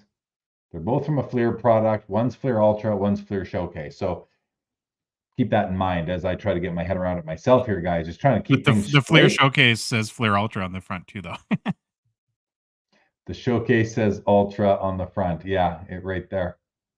So it's a Fleer Ultra card in the Showcase brand. It's because, they only did one or the other pretty much. So, 86 says Billy also broke news live on the Gong Show. All right, Billy, we might have to talk about breaking news. We might have to bring some breaking news back to Sports Cards Live one of these days. But if you're not going to do it on Sports Cards Live, do it on the Gong Show. I love it. All right, so this one has been sold. 162. I did not win it. Congrats to the winner. Beautiful, beautiful card. And now we're down to, that's it. 2 more cards. That's it, Josh. We have 86 collectibles is the big winner chicken dinner. Well, he's going all the way through here. Yeah. He picked it from the beginning. 86 had it from the beginning. He called one of the final 2 cards. Maybe he does need to win something. He's just been bidding on it this whole time. So he wins. Right. Well, I know how he works. He says he won Survivor. If he can actually be the last card standing, if this card outlasts this one, that's very impressive, 86. Very impressive. So I thought we just saw, did I not see some blue glow around this one? But it's still orange. Well, let's see. If they both ended, he's going to be, oh. Yeah, why are they updating right now? Oh, hold on. It might still update again and show these both as sold. Yeah. Let's see. I wasn't tracking the price. 260, 165. So there's okay. So this one must have got a bid. It must have got a bid. He says he is not. He says he's the champ. He says, no, I'm poor. I'm not winning the card. Well, it looks like the 09 Ultra Ice Medallion might outlast the 2013 Fleer Showcase Ultra Platinum Medallion. We need a bid in the next 20 seconds for 86 collectibles to really win Survivor tonight and call. Had a 1 in 44 chance, of picking the card. And I'll be seriously impressed if he can hold out and have called it down to the end. If not, one of the nicest horizontal looking cards we've seen is the winner. Let's see. 86. Yes, he did not pick the 1. He did not pick the final. He says, Professor, let's go. Help me. He's begging the professor to bid on the card so he can win Survivor. So funny. I love it, 86. I love it. That's great.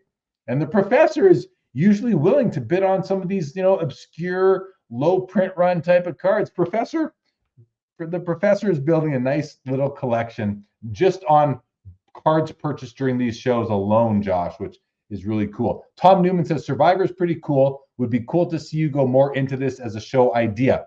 Tom, thank you. I mean, we've already gone. Tonight was a step ahead of prior shows where we actually started at the beginning. So maybe we will. And 86 Collectibles says the professor has an awesome collection. It's diverse. He's got a diverse collection. That's what I like about it. One of the things I like about it. Bids keep coming in, though, on this Ultra Ice Medallion. Crosby, 2009. Still going. It's at 185. We have a bidding war. Tom Newman says you got to keep tabs. CC, good to see you. I was able to win the 06 Crosby Flair Showcase out of 50. Congratulations to you on that. I think that's a cool card. A second year, like premium kind of card out of 50. I like that as a pickup. And listen, a couple years ago, I would be bidding on all of these cards, guys. But I've just really started, I'm being more selective than I was in the past. And I'm just not buying every card I like anymore. I'm buying cards still, but I'm being more selective. And for financial reasons more than anything. Mhm. So we'll see. We'll see if things change and I discretionary income goes up, I'll be bidding more for sure. That seems to be the story of my life. All right. Well, listen, and as far as taking the survivor concept to the next level, it would be fun to get more of you guys involved. We only had 86. Thank you to 86 for stepping up and putting a guest into the chat. But we'll do it again next week, Josh, and hopefully we get more than one. If we get more than one person to play along with Josh and I, that'll be a win, and that'll be a lot of fun. So keep that in mind, guys, and try and get involved with us. It does make it a little bit more fun when we're watching this thing. So this card needs a bid in the next 20 seconds, or it will be the final card to fall, the 44th card. And if that ends, we'll just do a quick sort by highest price and see where things are at. It gets a bid. Tom Newman said that new house changed things probably. Of course, it did. It did change things, but still all good. Still all good. 86 says, can't wait to see what Billy does with Fleer Ultra. I think you mean 86. It hits all my feels. Yeah, well, and just check out the most recent Fleer Ultra that came out that has the big man on ice and all those cards in it. Lots of cards there. Okay, let's do this, Josh. Let's unselect my favorites and go to all items so we can see everything else. And then we're going to sort by highest price. Just one little bit of context on our remaining card here, the 2009 Ultra horizontal Crosby there. That is an all-time high as well. And I think it's the last hockey card overall in the auction, because now we're looking at all 220. It's the only one left. So by price, we had these two. Look at this. The McDavid and a Dryden sold very close together in price. The highest selling card was the Dryden at $28.80, followed by the McDavid at $27.60. Then the Lemieux, a big fall, at over $2,000 fall from the second highest price card to the third. We go from $27.60 down to $630. Then the Matthews Young Gun at $600. What we think will be a Bedard card at $600. Billy, it will be, right? The Gretzky Jambalaya does $576, and the dual scripted swatch is $432. The Jack Hughes Premier Acetate Rookie out of 99 Auto does $325. Lemieux, we weren't even watch. I don't know how we weren't watching this. Was that flashed in? It might have been. The Lemieux Flashback Fabrics does $312. This Crosby does $312. And the Aho 300. Here's three more cards. Suzuki 300, Crosby Auto 288, the McDavid Emerald Surge 288, 276 on this Quinn Hughes, the Checklist 252, and the Jack Hughes does 252 in the Young Gun. Let's see what's going on up top here. 10 seconds left. JP says, I tapped out on the Sydney after you. Thanks, gents. Thanks, JP.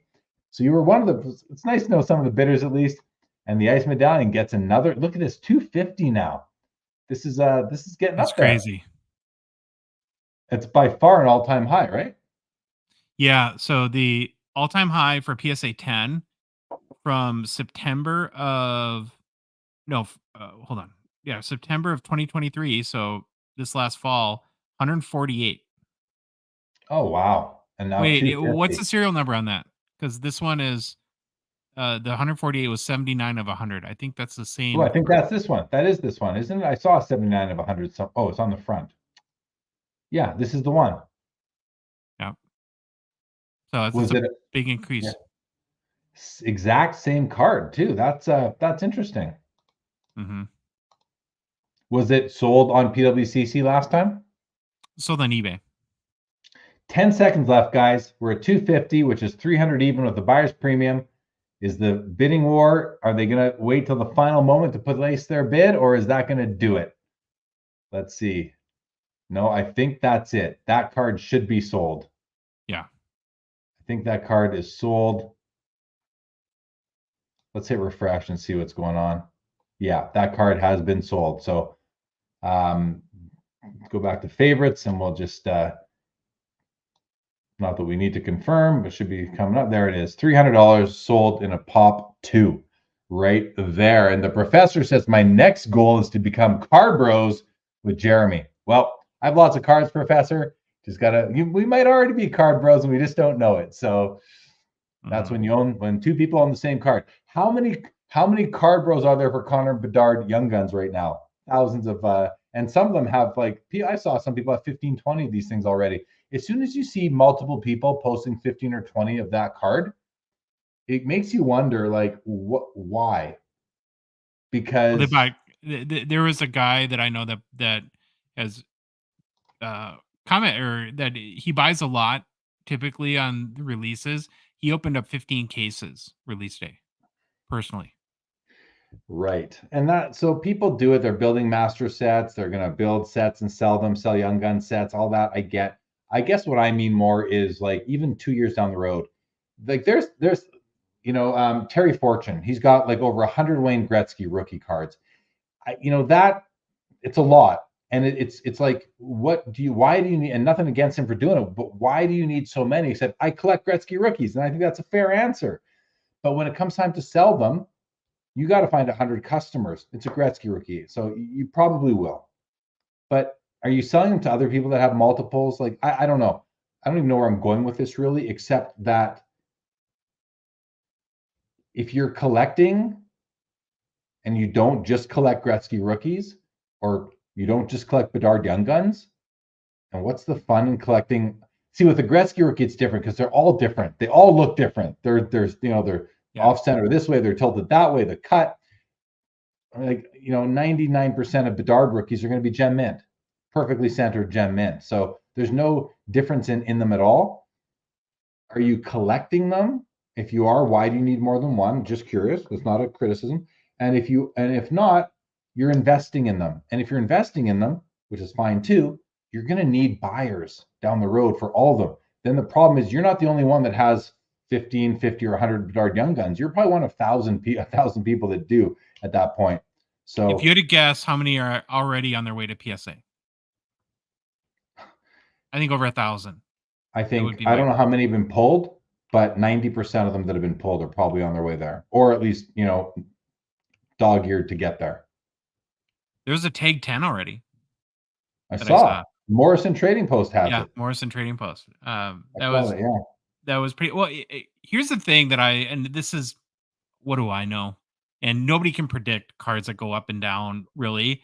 But the one thing I've learned over the past few years is when I buy cards, because I just think they're awesome, those are the ones I make the most money on. When I buy cards trying to make money, I usually lose my shorts. Yep, that's how it works. Yep. So there's two things there. The first one is buy what you like, buy what you love. It's a great way to collect. But then the other thing is that when you love something, the other thing is, do you love the right things? Because that's how do I want to say this? If you can combine buying what you like and also having some sort of savvy taste into what you're buying that will end up being worthwhile down the road, or that other people will want. If your taste leads you to future trends, you're on the right track. And by trends, I mean card types that become very popular in the hobby. And I can tell you from experience, I've been very successful at that in the last 15 years, being ahead of the trend curve. And it's been very it's been a good thing. So if you can do that now and still do that, I find it's harder and harder to do.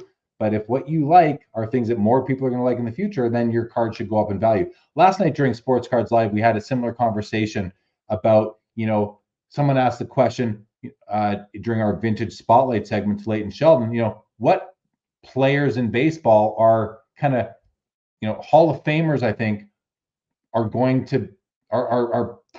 to go up in value. And, some people made some different suggestions. But then I made a comment and I said, it's not about buying a card. It's not buying a card today so that you make money when it goes up in value. Well, it is for some people. It's more buying a card today so that you don't have to pay more down the road. So you can, because, I want to buy the cards today that are going to go up in value down the road, so I don't have to pay future values. I can buy them today. It's more about saving money versus making money on the cards. If you have that collector mindset first, or if your collector investor mix is weighted towards collector, even if it's just 51%. Well, I think that's a great example with Bedard, right? It's like it's the lottery fantasy, right? That's chasing whether you just want the idea of, well, if I buy a $300 box and I get a $600 Young Guns, I've paid for my box and then some. And or the pie in the sky stuff is the gold Elpers 101, of course, $1 million, or you hit like a high gloss, but there's so many boxes that the odds are terrible. But think of this for a second. So if you are buying series two just because you want to pull Bedard and make money, you have a 12% chance of getting a Connor Bedard Young Guns in a hobby box. If you go to a casino tonight, you have a 42% chance to win a hand of blackjack. Except with, Right, yeah, the odds and see, what yeah, the problem, Jeremy, is that you go on Instagram right now, and the all you see are the 12 percenters, the yeah, people that are pulling, and so it kinda makes you feel, right, this is how our brains work against us, like everybody's getting a Connor Bedard Young Gun.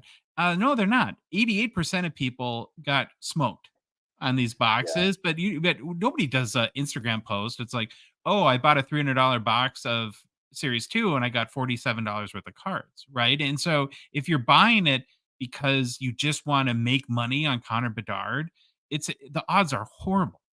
They're just you go to the casino and triple your odds playing blackjack. But if you buy the cards because you think the set is awesome, you want to build the set, you're happy with, you like the experience of opening in a box, then that's the way to then I can get behind that part. yeah. I mean, right now is the worst time to buy Connor Bedard. Right now is the worst time to buy Series 2. Right now, we are going to be able, that statement, those words I just said, I believe are going to hold true until Connor Bedard gets hurt again. With cards out, until that happens, because even if he does produce like Connor McDavid produces, his cards are, the value still can't hold. I don't think I don't think they can hold. We haven't even seen the gluttony of these young guns and the parallels hitting the market yet. We've only seen a few so far based on how many have been produced.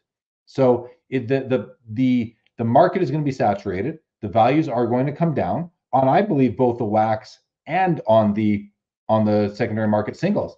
Now, if he does not become Connor McDavid, what if he becomes an amazing, a top 3 player in the world? What if he becomes Nathan McKinnon?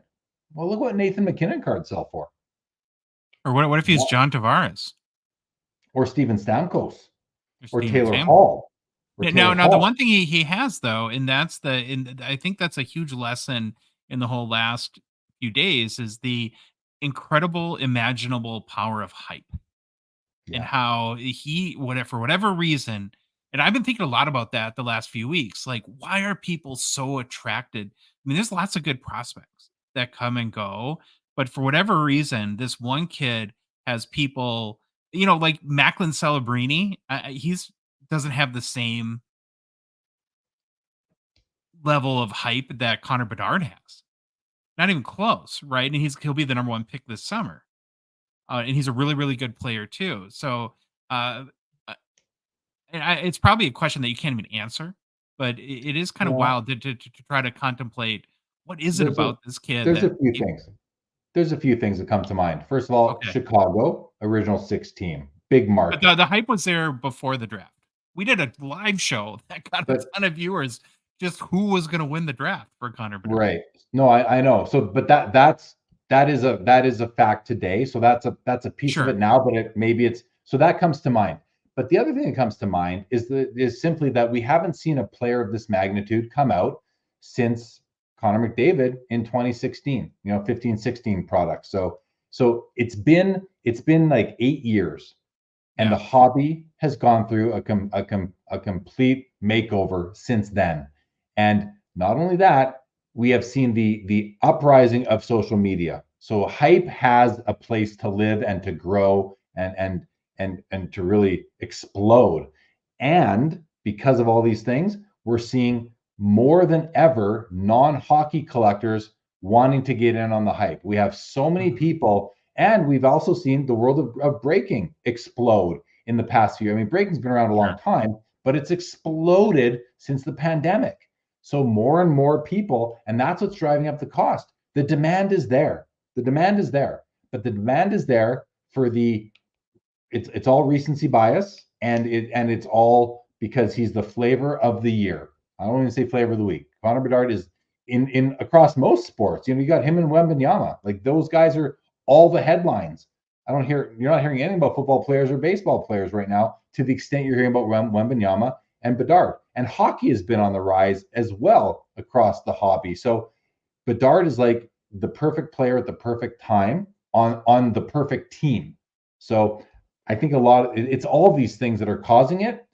And we have seen it before under, not the same circumstances, but, just toned down a bit, and we know it's going to happen. We just know that his young gun, if it was selling for $1,500 a week ago, and now it's selling for $1,000, it's going to be $600 by within a couple of weeks, and it'll be $300, by the end of the season probably.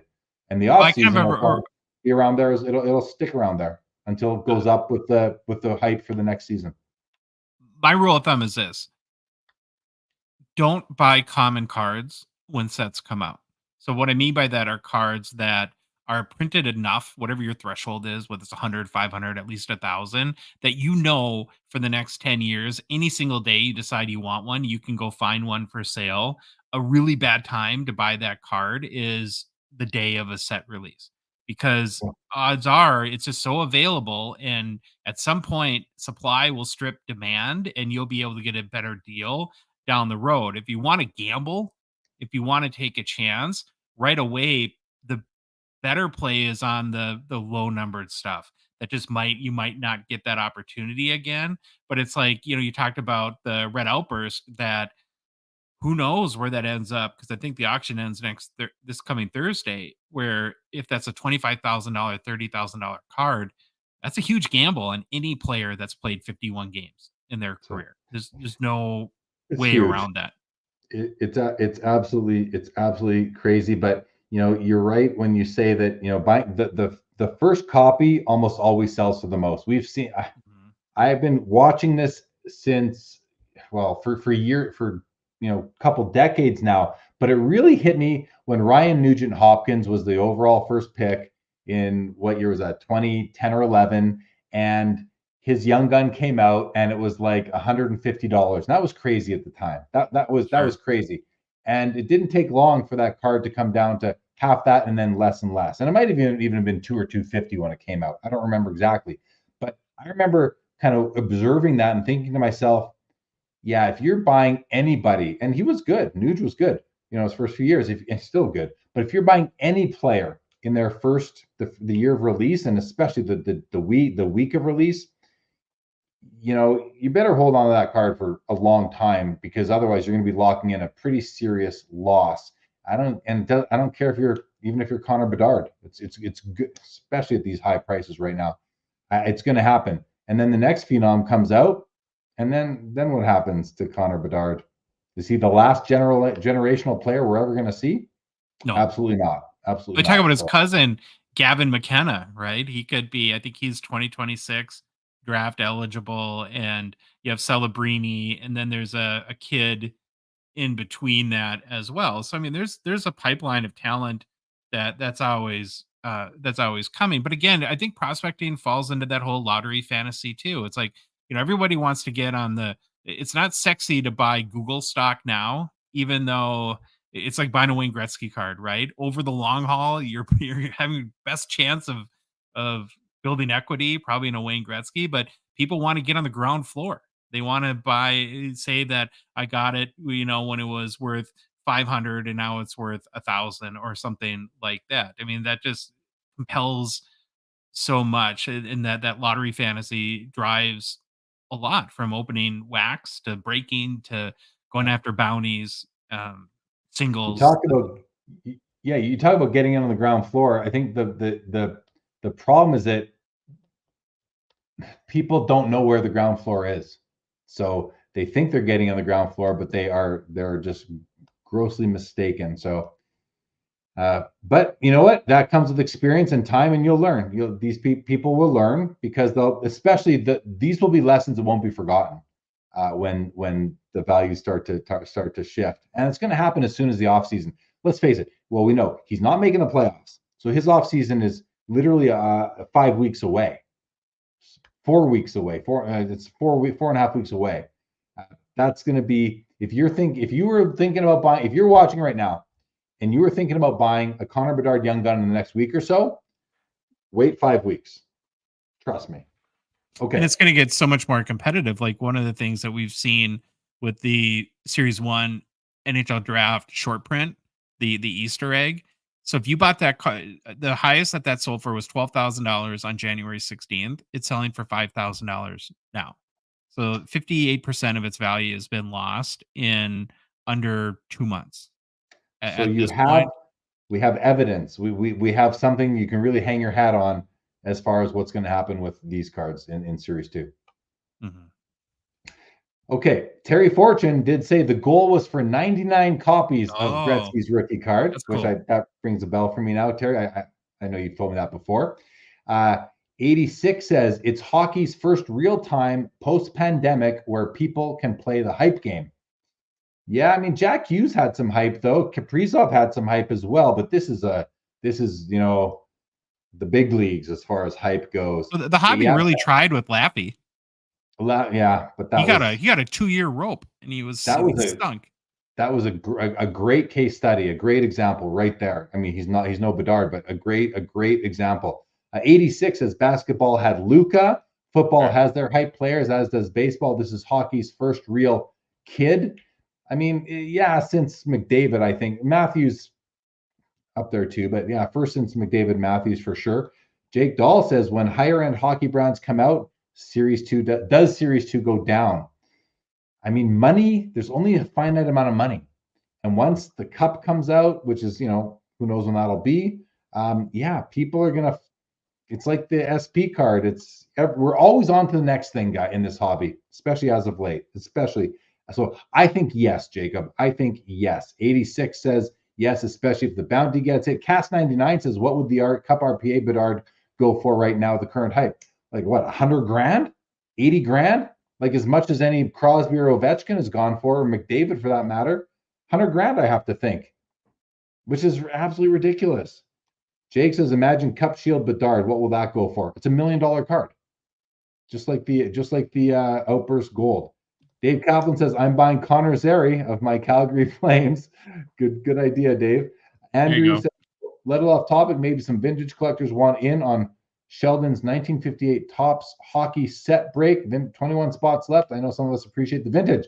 He's talking about Leighton Sheldon from Just Collect has a 58 Topps hockey set vintage break going on. Tony says, what's your favorite card in your hockey card collection? Tony, I never answer that question. I can't answer that question. They're all my babies. But if I'm looking at the cards on my desk right now, and I have a few over there on a shelf, my favorite card, I'll show you some cards I just got in the mail yesterday. Well, when I got home, when I went to the post office after my vacation. These are my two favorites right now. I'm going to spotlight myself, Josh, so you'll be off camera, but we can hear you. So these two cards just came in. Cool. Our Cup RPA tributes, Joe Sakic and Grant Fuhr. Look at that. Look at these beautiful patches on both of them. So these are my two favorites in my collection right now. Or at least my two favorites on my desk right now. It's about as good as I can do, Tony. Hope that's okay. Tom Newman says, what's worth more, rookie PMG 101 or O-Pee-Chee Golden Treasures? That's a great question. I don't know the answer. Josh might know. Do you know?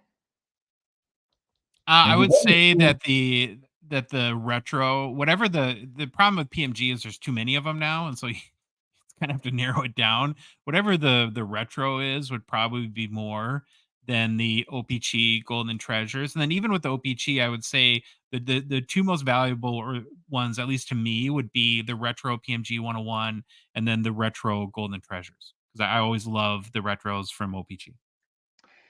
Yeah. And I know now I'm thinking, which one would I prefer? And I'm going to go with the Golden Treasures. For me, would be preferable to the 101 PMG, because to me the 101 PMGs were added, the PMGs were based off the 97 basketball and football PMGs. They weren't based. That's what they were based off of. and then Upper Deck, due to necessity, sort of changed the configuration over the years and added in the 1 of 1 gold. I think it was a great addition. I think it's a super cool card.